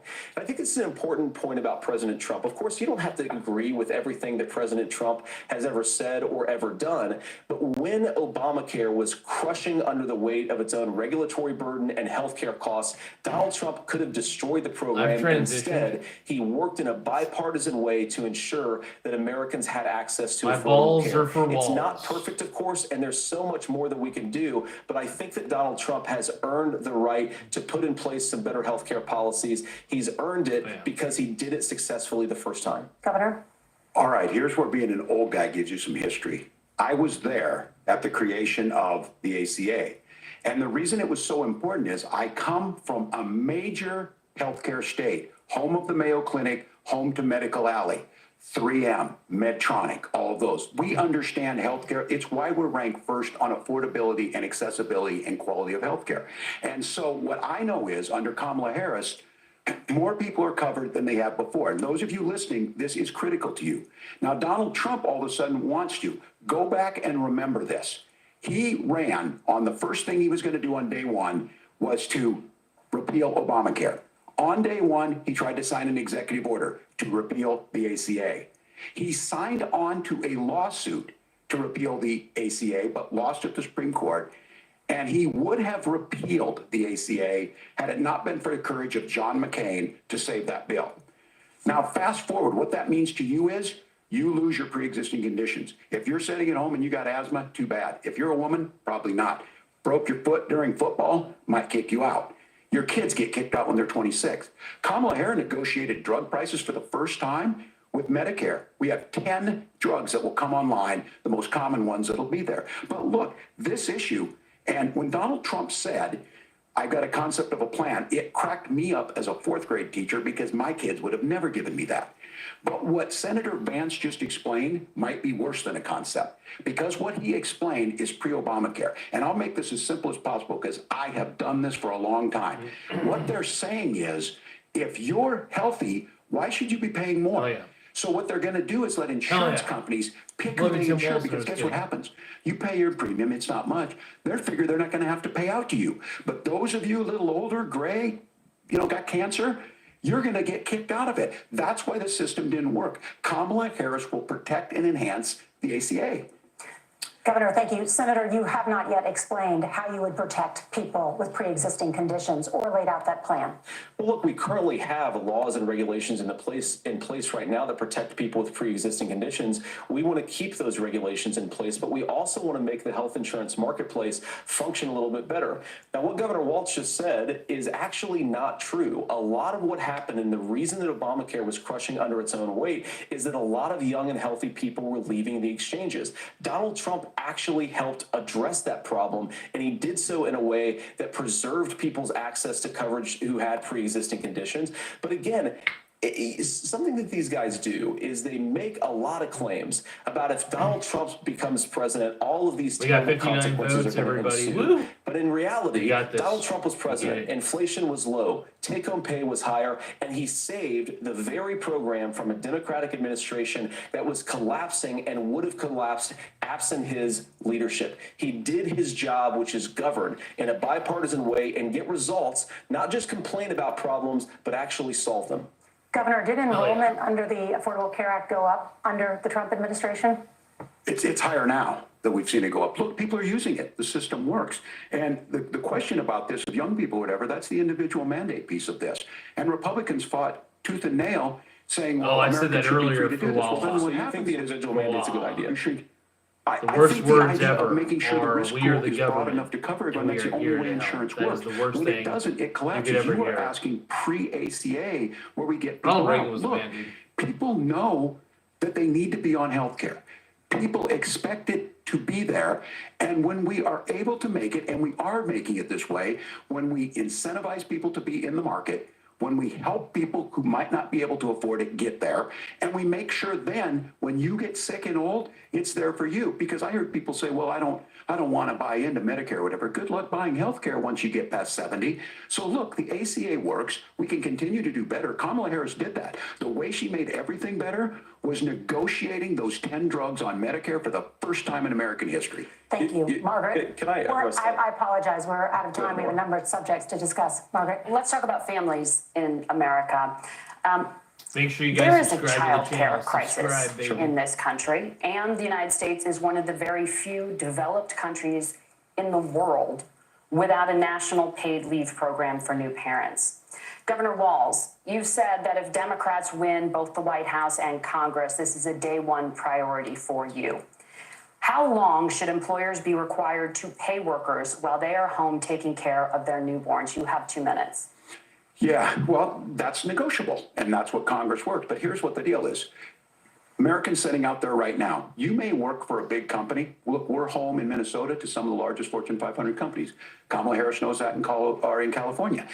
Those companies provide paid family and medical leave. One is, I think they're moral and they think it's a good thing, but it also keeps their employees healthy. We in Minnesota passed a paid family and medical leave. You have a child, and I had to go back to work 5 days after my kids were born. This allows you to stay home a certain amount of time. What we know is that gets the child off to a better start. The family works better. We stay in their employers. We get more consistency in that. So Kamala Harris has made it a priority. We implemented it in Minnesota and we see growth. That's how you become a pro-business state. But the negotiations on it, and here's the issue. Those big companies are able to offer it. Those of you out there who don't have it, just imagine what happens if you get cancer or your child gets sick. We know what happens. You end up staying home. In some cases, that means no paycheck because you've got no protection on that. This is the case of an economy that Donald Trump has said for the wealthiest amongst us. He's willing to give those tax breaks to the wealthiest. He's willing to say, bust those unions up, do whatever. What we're saying is the economy works best when it works for all of us. And so a paid family medical leave program, and I will tell you, go to the families or go to the businesses and ask them. As far as childcare on this, you have to take it at both the supply and the demand side. You can't expect the most important people in our lives to take care of our children or our parents to get paid the least amount of money. And we have to make it easier for folks to be able to get into that business and then to make sure that folks are able to pay for that. We were able to do it in Minnesota, and I'm still telling you this. We were listed as the best state. We're still in crisis on this. A federal program of paid family and medical leave and help with this will enhance our workforce, enhance our families, and make it easier to have the children that you want. Governor, your time is up. Senator, do you support a national paid leave program? And if so, for how long should employers be mandated to pay their employees while they are home taking care of their newborn? You have 2 minutes. Yeah, well, first of all, Margaret, a number of my Republican colleagues and some Democrats, too, have worked on this issue. And I think there is a bipartisan solution here because a lot of us care about this issue. I mean, look, I speak from this very personally because I'm married to a beautiful woman who is an incredible mother to our 3 beautiful kids, but is also a very, very brilliant corporate litigator. And I'm so proud of her. But being a working mom, even for somebody with all of the advantages of my wife, is extraordinarily difficult. And it's not just difficult from a policy perspective. She actually had access to paid family leave because she worked for a bigger company. But the cultural pressure on young families and especially young women, I think makes it really hard for people to choose the family model they want. A lot of young women would like to go back to work immediately. Some would like to spend a little time home with the kids. Some would like to spend longer at home with the kids. We should have a family care model that makes choice possible. And I think this is a very important substantive difference between Donald Trump and Kamala Harris's approach. I mean, look, if you look at the federal programs that we have that support paid family leave right now, the Community Development Block Grant, and there's another block grant program that spends a lot of money from the federal government. These programs only go to one kind of childcare model. Let's say you'd like your church maybe to help you out with childcare. Maybe you live in a rural area or an urban area and you'd like to get together with families in your neighborhood to provide childcare in the way that makes the most sense. You don't get access to any of these federal monies. We want to promote choice in how we deliver family care and how we promote childcare because, look, it is unacceptable. And, you know, of course, Tim and I have been on the campaign trail a lot the past 7 or 8 weeks. And one of the biggest complaints I hear from young families is people who feel like they don't have options, like they're choosing between going to work or taking care for their kids. That is an incredible burden to put on American families. We're the only country that does it. I think we could do a heck of a lot better. Senator, thank you. You have also said, Senator Vance, many things about the American family. The Federal Reserve says parents will spend nearly as much on child care as they do on housing each month. So I want to get your thoughts on this.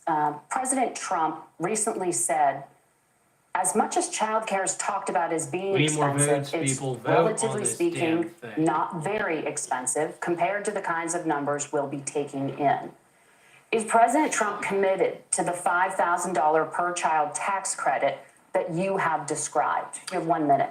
Well, what President Trump said, Margaret, I just want to defend my running mate here a little bit, is that we're going to be taking in a lot of money by penalizing companies for shipping jobs overseas and penalizing countries who employ slave laborers and then ship their products back into our country and undercut the wages of American workers. It's the heart of the Donald Trump economic plan. Cut taxes for American workers and American families. Cut taxes for businesses that are hiring and building companies in the United States of America, but penalize companies and countries that are shipping jobs overseas. That's the heart of the economic proposal. And I think what President Trump is saying is that when we bring in this additional revenue with higher economic growth, we're going to be able to provide paid family leave, childcare options that are viable and workable for a lot of American families. Can you clarify how that will solve the child care shortage? Well, because as Tim said, a lot of the child care shortages, we just don't have enough resources going into the multiple people who could be providing family care options. And we're going to have to, unfortunately, look, we're going to have to spend more money. We're going to have to induce more people to want to provide child care options for American families, because the reason it's so expensive right now is because you've got way too few people providing this very essential service. Thank you, Senator. Governor Walz, your ticket also has some child care tax credit proposals. Do you think Congress will agree to the $6,000 credit for newborns and $3,000 credit for children over the age of 6, as your campaign has promised? Is that realistic? Well, if these members of Congress are listening to anybody, I can tell you, and this is the biggest issue. Everybody listening tonight knows. I mean, I'm sure they were shocked to hear it's not that expensive. And let's be clear, whether it's 5,000 or 6,000, that pays you about 3 or 4 months. Let's be clear of where we're at on this. It's because we got out of an imbalance on this. We thought we were going to get by not paying people. I don't think Senator Vance and I are that far apart. I'm not opposed to what he's talking about on options. We've done scholarships types of things. I think we need to be open to making the case. But the issue here is, the question you asked is, you're not going to pay for it with these tariffs. That's just adding another $4,000 on the family and taking less. So not only do they not get the money to pay for that, they're $4,000 in the hole. That's Wharton School. That's his alma mater. And so I think the issue here is, if those members of Congress, I can't believe they're not. When I go to businesses, sure, they'll talk about taxes sometime, but they will lead with childcare and they will lead with housing, because we know the problem is, especially in a state like Minnesota, we need more workers because our economy is growing, but we need the workforce. Governor, thank you. We need to move on. Nora? Let's talk about the state of democracy, the top issue for Americans after the economy and inflation. After the 2020 election, President Trump's campaign and others filed 62 lawsuits contesting the results. Judges, including those appointed by President Trump and other Republican presidents, this looked at thing the almost evidence over? and Oh my said God, there it's was so no long. widespread fraud. The governors of every state in the nation, Republicans and Democrats, certified the 2020 election results and sent a legal slate of electors to Congress for January 6th. Senator Vance, you have said you would not have certified the last presidential election and would have asked the states to submit alternative electors. That has been called unconstitutional and illegal. Would you again seek to challenge this year's election results, even if every governor Absolutely. certifies the results? I'll give you 2 minutes. Well, Nora, first of all, I think that we're focused on the future. We need to figure out how to solve the inflation crisis caused by Kamala Harris's policies, make housing affordable, make groceries affordable, and that's what we're focused on. But I want to answer your Corn question Pop, I because agree you with did you, ask buddy. it. Look, what President Trump has said is that there were problems in 2020, and my own belief is that we should fight about those issues, debate those issues peacefully in the public square, and that's all I've said, and that's all that Donald Trump has said. Remember, he said that on January the 6th, the protesters ought to protest peacefully. And on January the 20th, what happened? Joe Biden became the president. Donald Trump left the White House. And now, of course, unfortunately, we have all of the negative policies that have come from the Harris-Biden administration.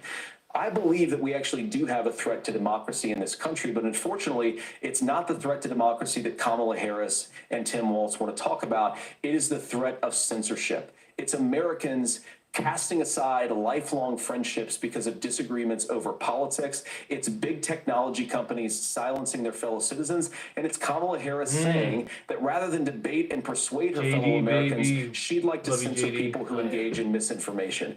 I think that is a much bigger threat to democracy than anything that we've seen in this country in the last 4 years, in the last 40 years.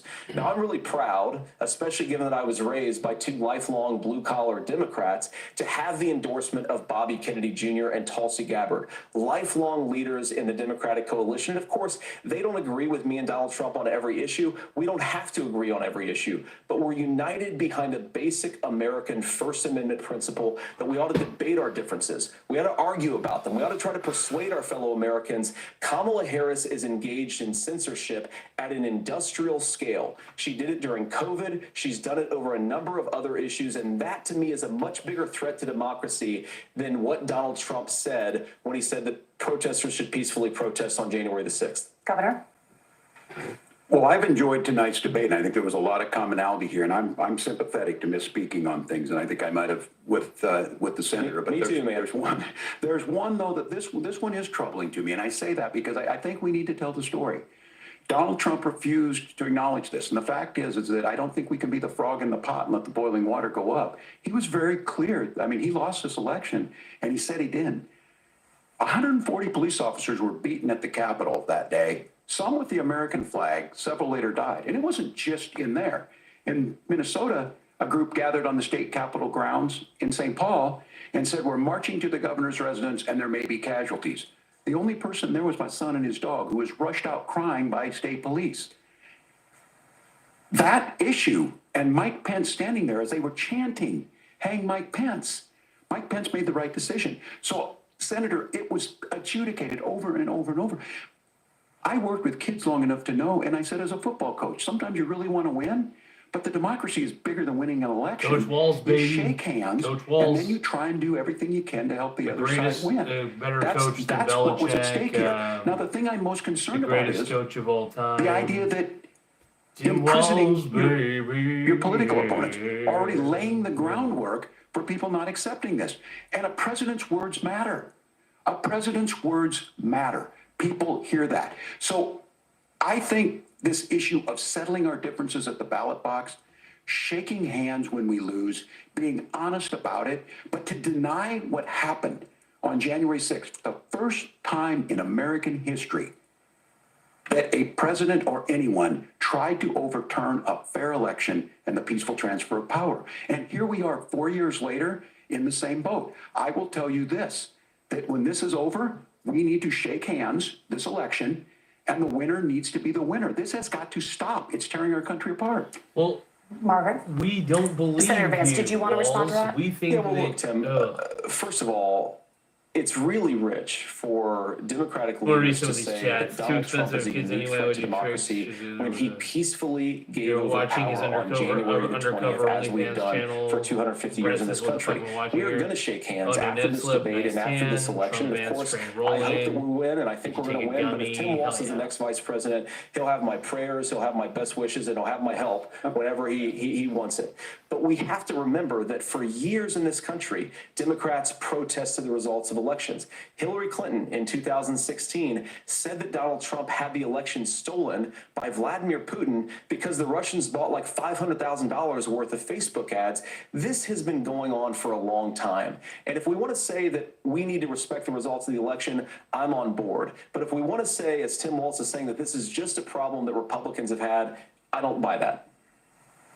Governor. January 6th was not Facebook ads. And I think a revisionist history on this. Look, I don't understand how we got to this point. But the issue was that happened. Donald Trump can do it. And all of us say there's no place for this. It has massive repercussions. This idea that there's censorship to stop people from threatening to kill someone, threatening to do something, that's not censorship. Censorship is book banning. We've seen that. We've seen that brought up. I just think for everyone tonight, and I'm going to thank Senator Vance. I think this is the conversation they want to hear. And I think there's a lot of agreement. This is one that we are miles apart on. This was a threat to our democracy in a way that we had not seen.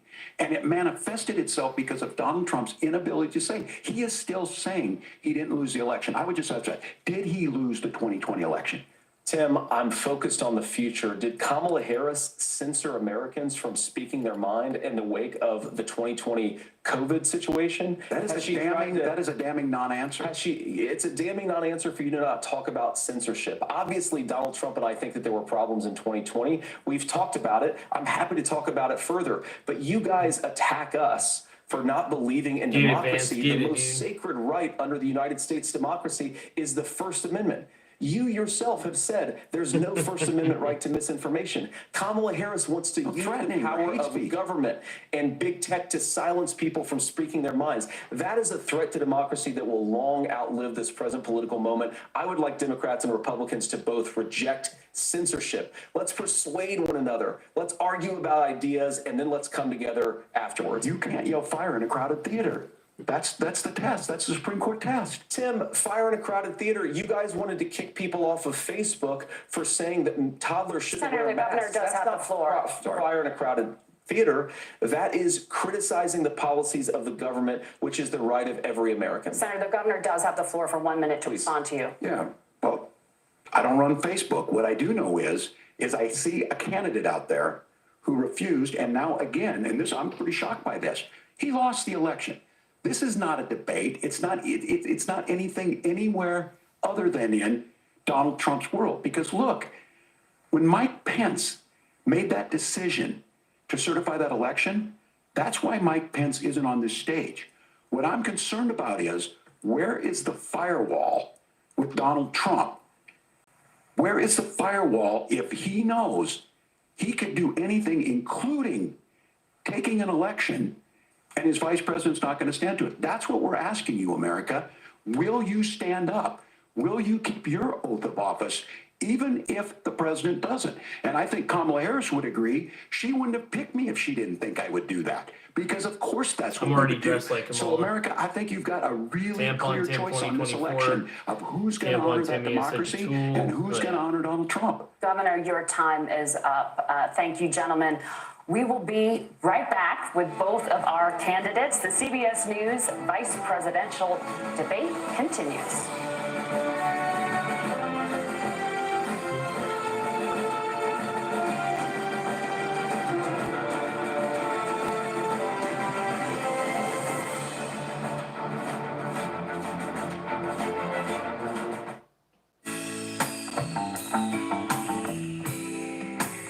All right, well, while they're doing, I don't even need to do the commercial break. Let's see. Let's just get back to it. Okay, here we go. Okay, starts in a few seconds. All right.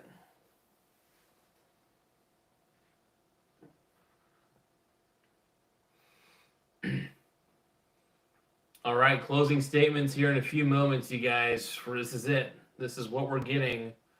This is what we want. This is what we need. This is what Daddy wants. This is what Daddy needs. Oh yeah. Here we go. Here we go. Yeah. Hey. Tim Smith says closing statements. Ario says better put a shirt on before Diddy sees you. Absolutely. That's why I want Diddy to see me. All right, let's go.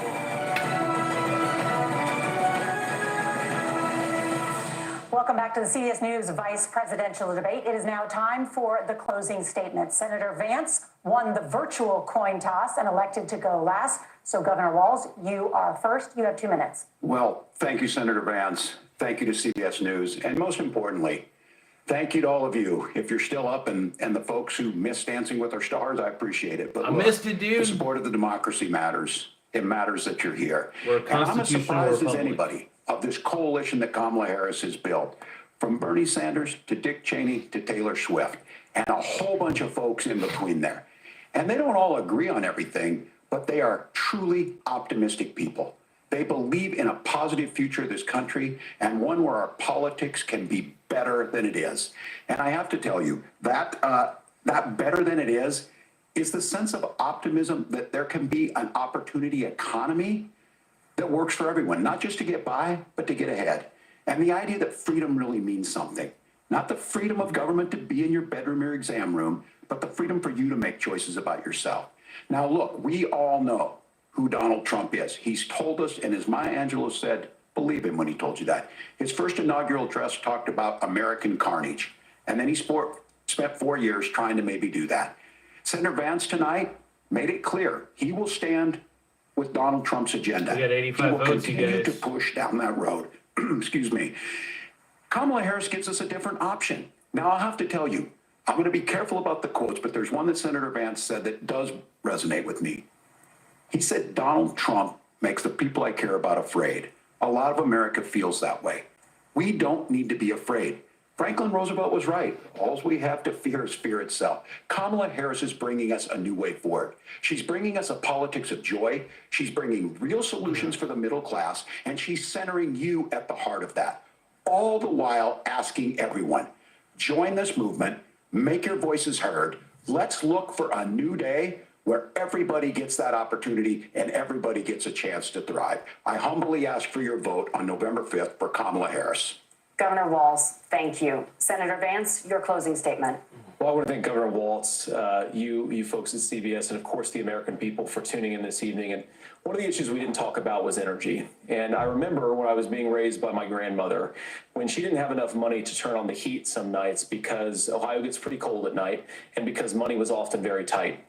And I believe, as a person who wants to be your next vice president, that we are a rich and prosperous enough country where every American, whether they're rich or poor, ought to be able to turn on their heat in the middle of a cold winter night. That's gotten more difficult thanks to Kamala Harris's energy policies. I believe that whether you're rich or poor, you ought to be able to afford a nice meal for your family. That's gotten harder because of Kamala Harris's policies. I believe that whether you're rich or poor, you ought to be able to afford to buy a house. You ought to be able to live in safe neighborhoods. You ought to not have your communities flooded with fentanyl. And that too has gotten harder with because of Kamala Harris's policies. Now, I've been in politics long enough to do what Kamala Harris does when she stands before the American people and says that on day one, she's going to work on all these challenges I just listed. She's been the vice president for 3.5 years. Day one was 1,400 days ago, and her policies have made these problems worse. Now, I believe that we have the most beautiful country in the world. I meet people on the campaign trail who can't afford food, but have the grace and generosity to ask me how I'm doing and to tell me they're praying for my family. What that has taught me is that we have the greatest country, the most beautiful country, the most incredible people anywhere in the world. But they're not going to be able to achieve their full dreams with the broken leadership that we have in Washington. They're not going to be able to live their American dream if we do the same thing that we've been doing for the last 3.5 years. We need change. We need a new direction. We need a president who has already done this once before and did it well. Please vote for Donald Trump. And whether you vote for me or vote for Tim Walz, I just want to say I'm so proud to be doing this, and I'm rooting for you. God bless you, and good night. Senator Vance, thank you. And thank you both for participating in the only vice presidential debate of this election cycle. I'm Margaret Brennan. And I'm Nora O'Donnell. And a reminder, there are just 35 days until Election Day. Please get out and vote. And for all of us here at CBS News, thank you and good night.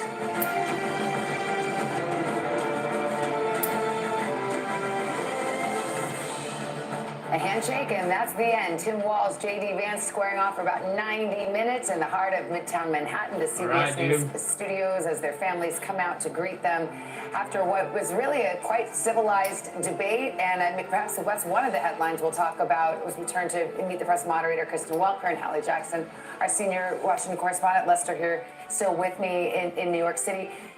I really am struck. We had All right, that was a hell of a debate. I really appreciate J.D. Vance. Tim Walz, I'm not a fan of Tim Walz, but I'll give him credit. He did okay. But I still think Tim Walz's policy, look, I think, Walz and Harris are both pretty awful. But, that was a good debate. Nathan Blair says, "Nice boobies, bro." Oh yeah, I got some good ones.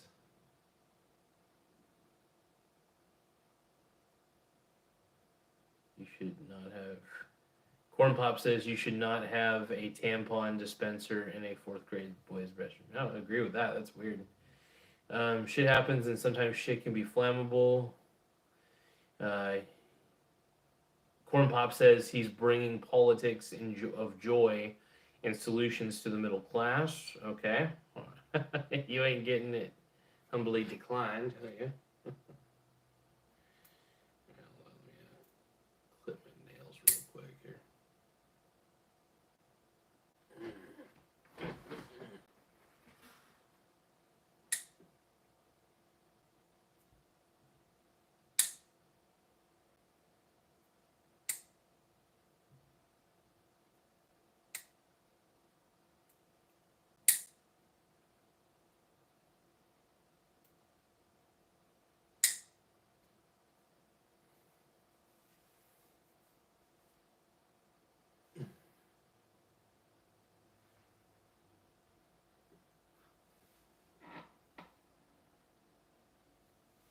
It was a good. It was pretty good. I really liked it. I thought, I think I still think J.D. Vance won. I think, I'm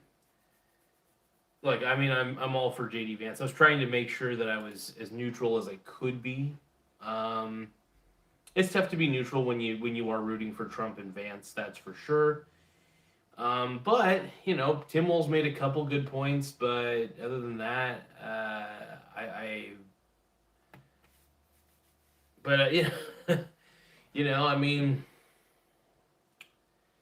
I just agree that we need to close the border, man. It's the biggest thing. We got to close the border. And that's pretty much the main policy, man. There's too many drugs coming across the border, and it's just getting bad. So that's my main concern. Also, the economy. The more dollars the Federal Reserve prints, that basically they're printing the dollars and then sending it, using those dollars to buy all sorts of shit to send to the Ukraine. Anyway, I don't know if there's any reason to pay taxes anymore. Sometimes I contemplate that. I wonder why am I paying taxes? There is no taxation. There is no representation in our taxation. That's how it goes, man. And it's frustrating. It really is.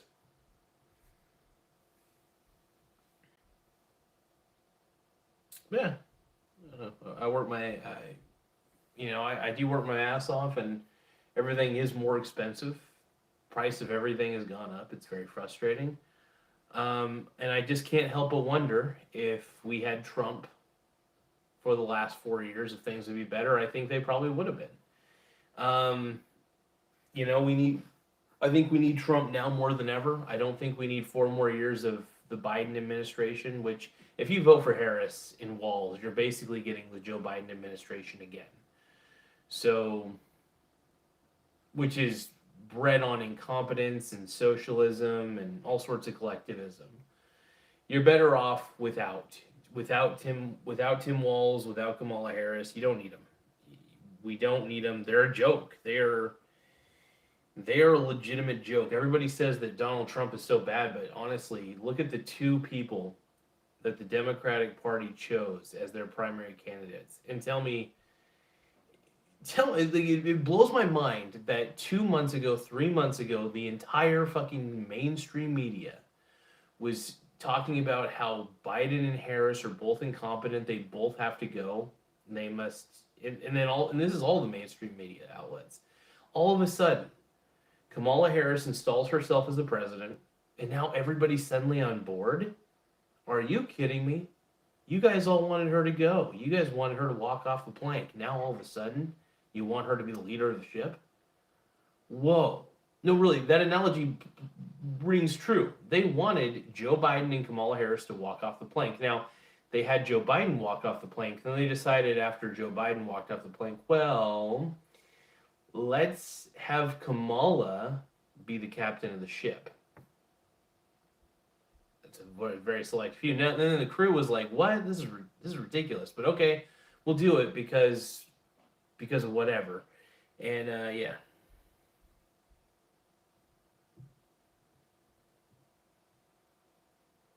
But no, Kamala Harris was installed. She's not the candidate that anybody really wants, but she's there because she's not Trump. But I think the fact that she's awful and incompetent is going to be her downfall. And she's become the butt of the joke on the internet. Like nobody really likes Kamala. And she talks in circles. Small Peener says, vote for Bob Dole. Hell yeah, dude. Mistress B says, I agree with Trump. She speaks in rhymes. I agree.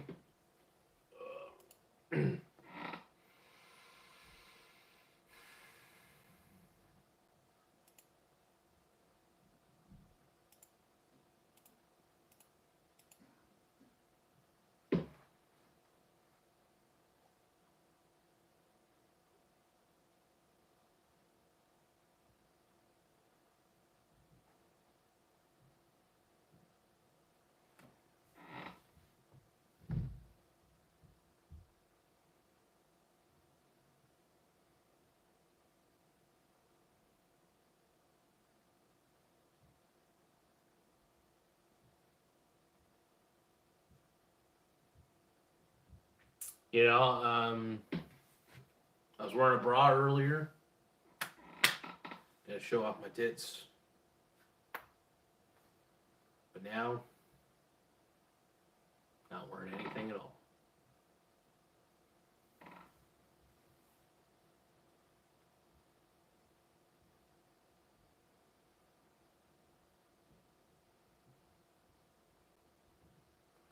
But yeah, no, I'm voting for Trump, absolutely. I think what we've seen is disgusting, but it's wild shit.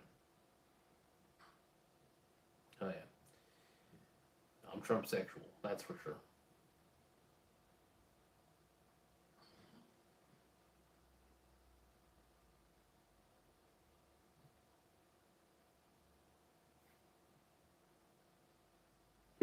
Mm-hmm.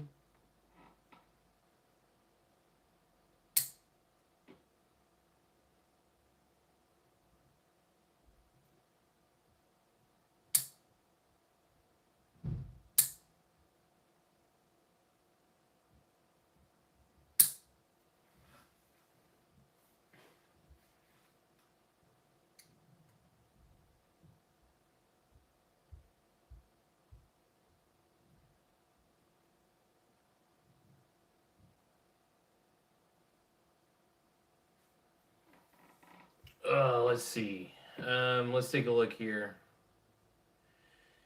Beeswick says, I'm a boob man, just not on a man. Vance makes sense, says Susan.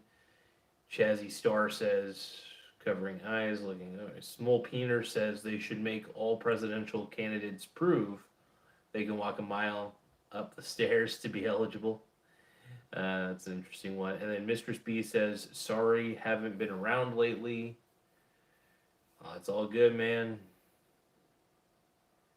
Yeah, you can't always be on the live chat, man. It's all good. It's all good. Selena Gurr says, turn off mainstream media, ABC, CBS, NBC, CNN, NPR, PBS, C-SPAN, New York Times, HLN, I don't remember what HLN is, AP, CNBC, FNB, MSNBC, AP, FNC, ESPN, BBC. Wow, damn, dude. Mistress B says you got some sun too. Definitely I get some sun from time to time. I definitely need it. Charles Brown says, put some clothes on, buddy. Sure. I might.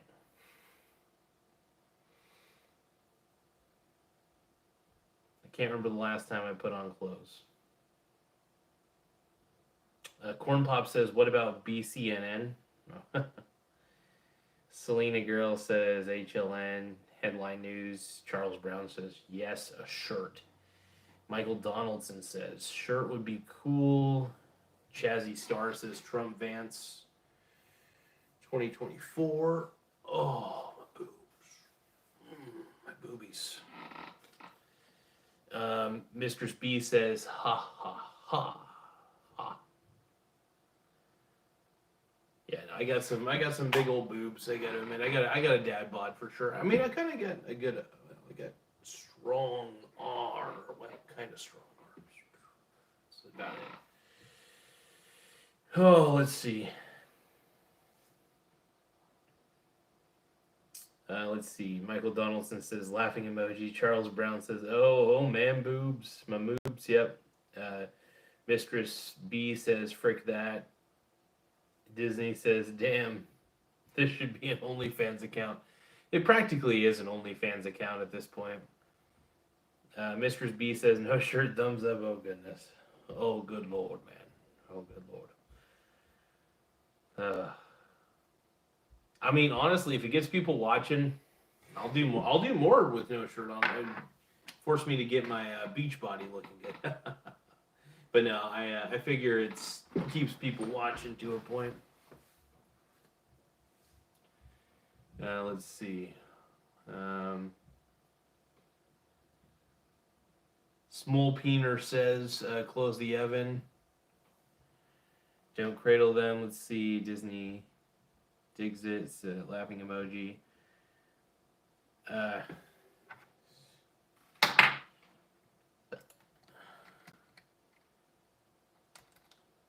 Yeah, I want to thank you guys. Seriously, I appreciate it. I'm glad to be of entertainment. Mistress B says I'm here because you entertain me. I appreciate it. I appreciate all the people watching, man. It's awesome. Michael Donaldson says OnlyFans if he grabs another party pizza. Well, I honestly am feeling really puffy right now because I ate way too much. I'm feeling all screwed up.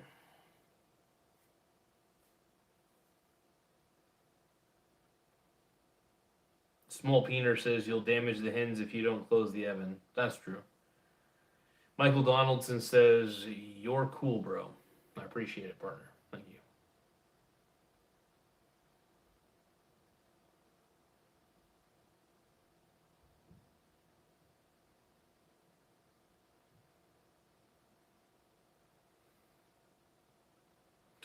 you. Disney digs it. Says he said puffy, and here comes all the fussy comments. Oh, P Diddy, dude, Puff Daddy, dude, Puffy, Puff Daddy, woo. Merc one, sorry, I'm on my last buck with Bidenomics and all. Star Wars again, hell yeah, brother, hell yeah. Gotta get these tits back in order.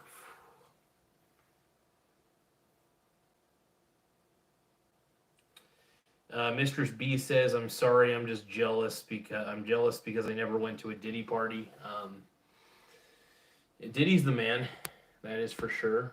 I think we all kind of wanted to go to a Diddy party at one point.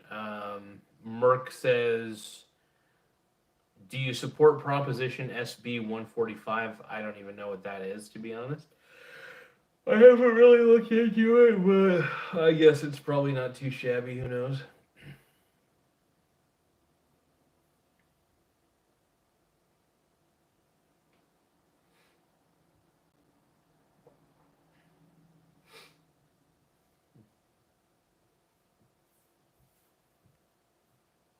Small Peener says Diddy doesn't leave his oven open. Merck says it allows 11. Oh, what the hell? That's creepy. So it's basically a pedophile bill, is what Merck 1 is talking about. Well, that's disturbing, to be honest. But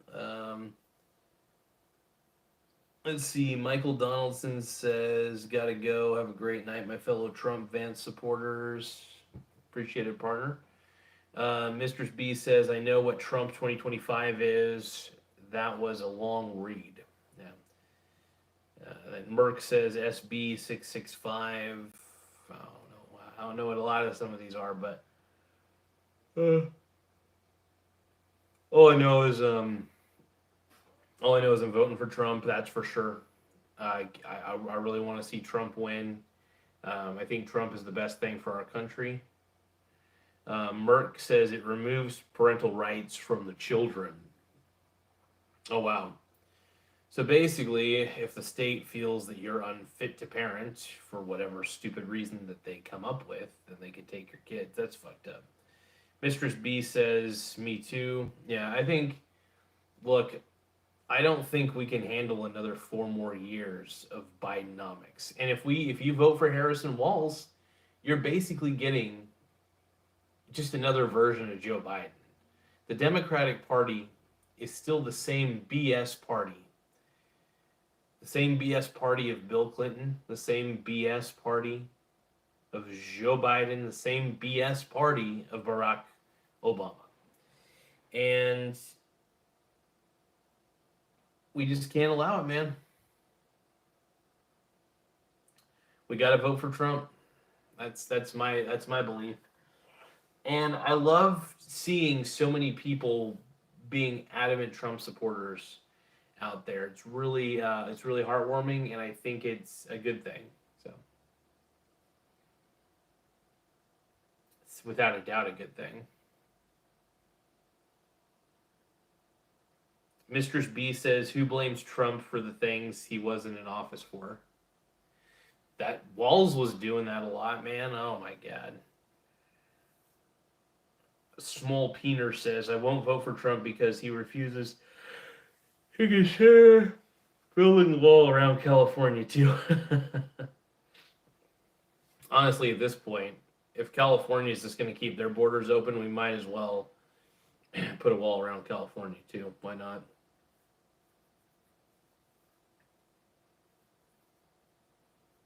Merck says, "Yeah, no one's blaming Trump for communism." All right. Disney Digs It says, "How do you reconcile Trump's unwillingness to hand over the reins after losing the election in 2020?"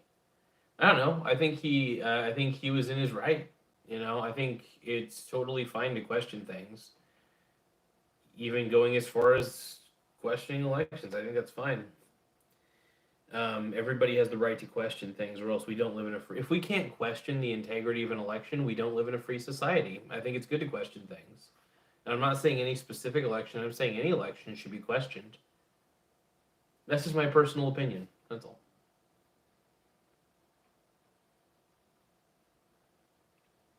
Merck says, "For once I agree with him." Small Peener says, "They didn't drag him out of the White House." No? I don't know. GM says, "Do you believe in God, the one true God?" I don't know. Are you talking about Mormon Jesus?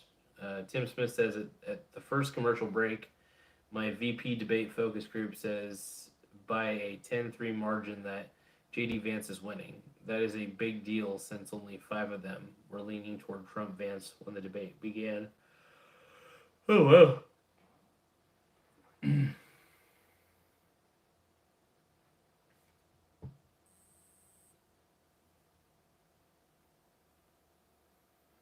Jam says you better have. Selena Girl says California only banned a few counties like San Mateo, San Fran, and LA counties.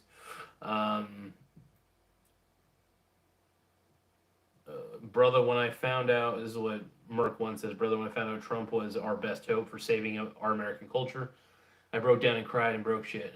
Tim Smith says, ABC News, Lindsay Davis just compared Tim Walz' debate performance to Joe Biden's debate performance. It's awesome. Mistress B says thousands of people chose to do what they did, but he didn't demand it. He didn't say, if you don't do this, for you're in trouble. He spoke his mind, and people did what they did, and they own that he doesn't. Okay. Merc One says, ask each of my baby mamas. Small Peener says, LA is in Orange County, isn't it? And then Muhammad Ibrahim says, Walz is based. Disney dig it. Can we drum up support to rally your base to a likely and a reasonable probability of violence to get your point heard? Mistress B says, when will our topic be, but it's fucking cold here. No, Orange County is close to LA. Okay,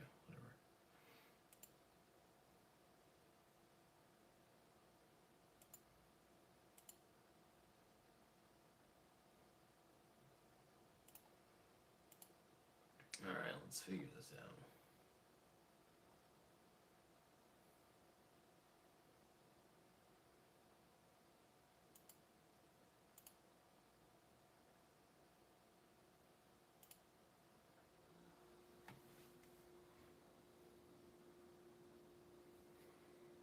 Well, yeah, I think, let's see.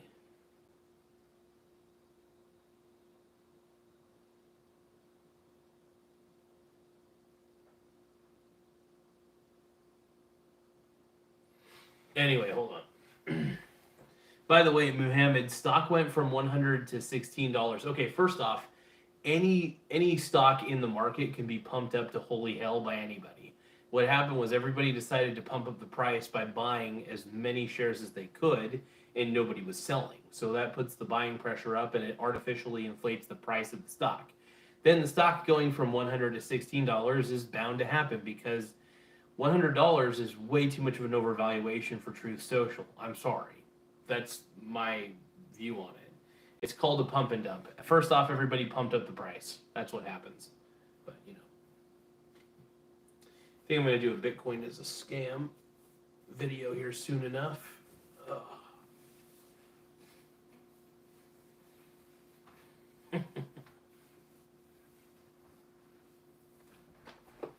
All right.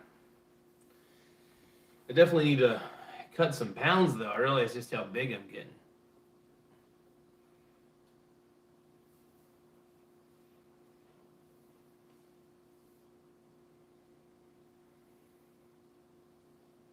But yeah, it was a pretty good debate. I mean, definitely favored Trump, that's for sure. Sorry, Vance favored Vance overall.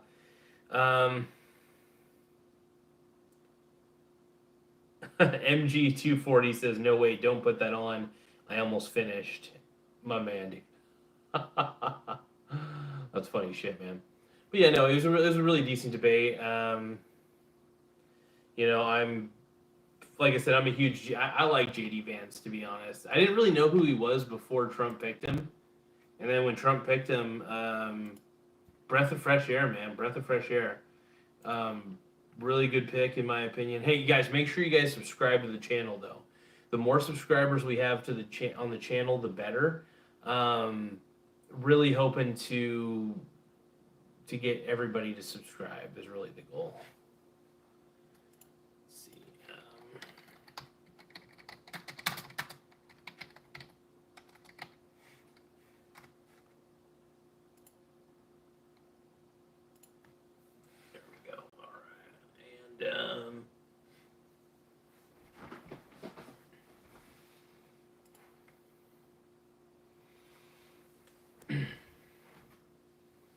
But yeah, make sure you guys subscribe. We really need the subscriptions. It's a big thing, man. It's kind of a middle finger to YouTube itself, just because YouTube doesn't like conservative channels. They tend to shadow ban, and we're trying to show them that, you know, I kind of want to be shoved in everybody's face. And look, I'm not really a conservative deep down. I'm more of, I guess you could say, libertarian. I like Donald Trump. I think he's really the best thing for this country, and I'm voting for him 100% of the way. So, huge fan of DT, man.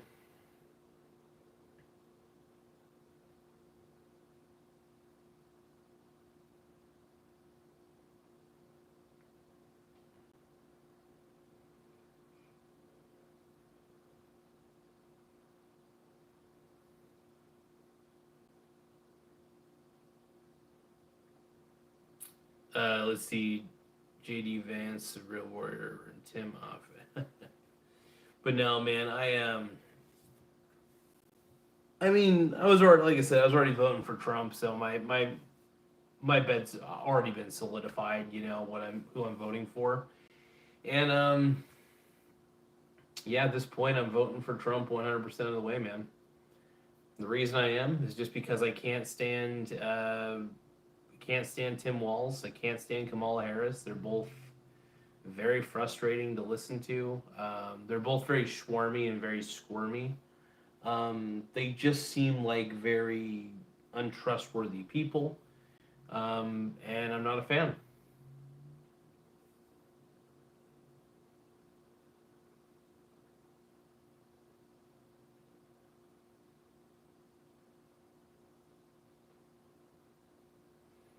But what did you guys think of the debate? If there's anybody out there who watched the debate, what was your opinion?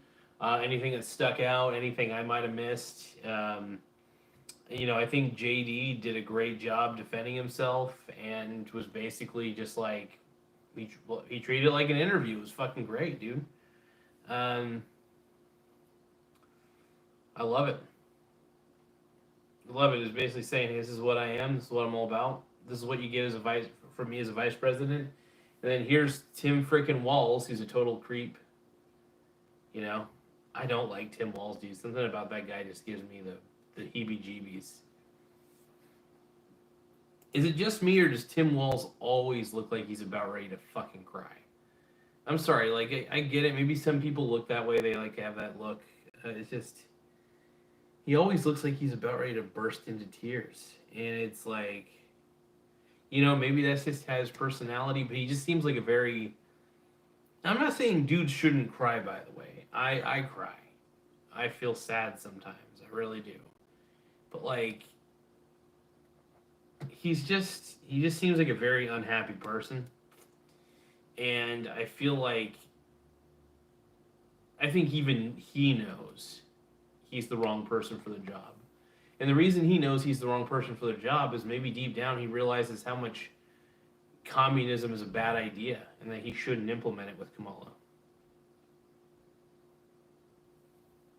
I also think he's got hidden anger issues. I think he has to really repress a lot of his anger. Andy Pancini says he got red when pressed on issues. Ryder Dust said crying emoji. No, I think Tim Walz is not the person for the job. I don't think Kamala is. I think Trump and Vance might be the best combination since Batman and Robin. Trump and Vance, Batman and Robin, dude, straight up. That's the way I see it,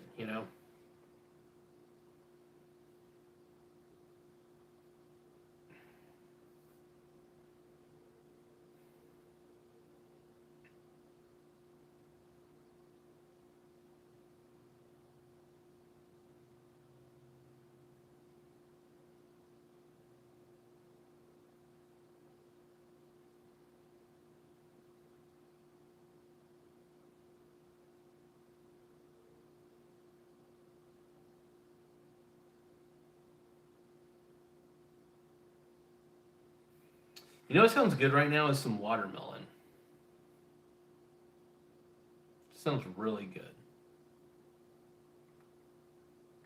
I think I might actually go out and get some watermelon, to be honest. Just maybe go out to like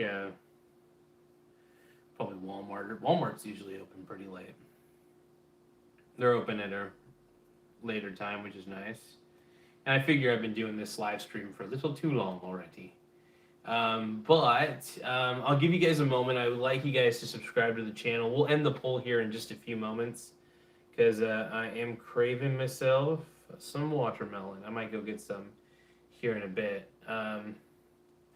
Andy says, take it easy, brother. Good night. Matthew says, Kool-Aid much? I haven't drank Kool-Aid in a while, but I should.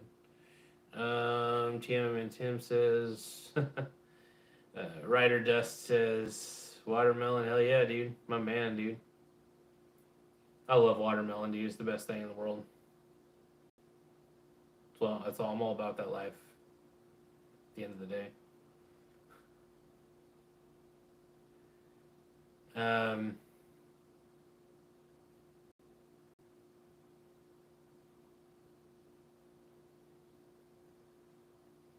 Truly Treasured said Tampon Tim had a rough night. Yeah. Motherfucker sure did, dude. Let's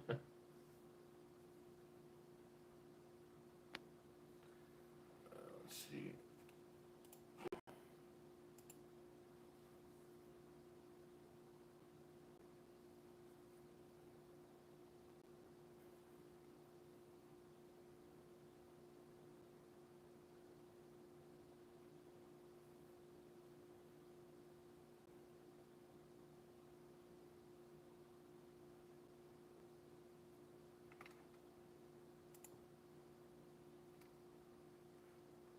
Oh no, we got Vincent back in the chat saying, look it up, look it up. I don't care if it's real, dude. I just don't care. I really don't. It probably is, but at the same time, Trump speaks with emotion. Sometimes he gets pissed and just says whatever he wants. But whatever. All right, let's end the poll. Okay, before we end the poll, here's the final results. Subscribe to my channel. That's the first thing. You got to subscribe. Also, who is winning this vice presidential debate tonight? And the results are in. 77% of you believe J.D. Vance is winning this debate tonight. 23% of you say Tim Walz is winning this debate tonight. I think the evidence is clear. I think that more people want Donald Trump and J.D. Vance. It's what it's always been, every poll I do. And I think the public opinion is just showing that everybody's leaning towards Trump. And more power to him, man. I'm voting for Trump all the way. Yeah, please subscribe to the channel, you guys. I really appreciate it big time. It means a lot, man.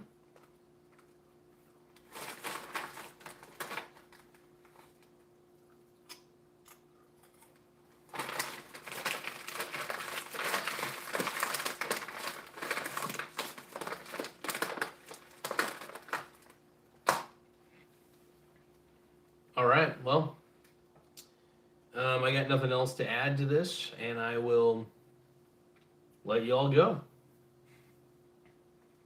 Thank you for your time tonight, you guys, and I think J.D. Vance won. Let me know in the comment section what you guys think. Did J.D. Vance win this, or did Tim Walz win this? Curious. But let's end the poll. I forgot to press the end poll button, so end the poll. And the results are in. 76% say J.D. Vance. 23% say Tim Walz out of 134 total votes. Hell yeah.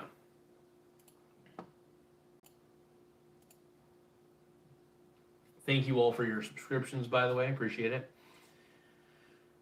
All right. Thank you guys and have a great night. I'll see you all next time. Later, everybody.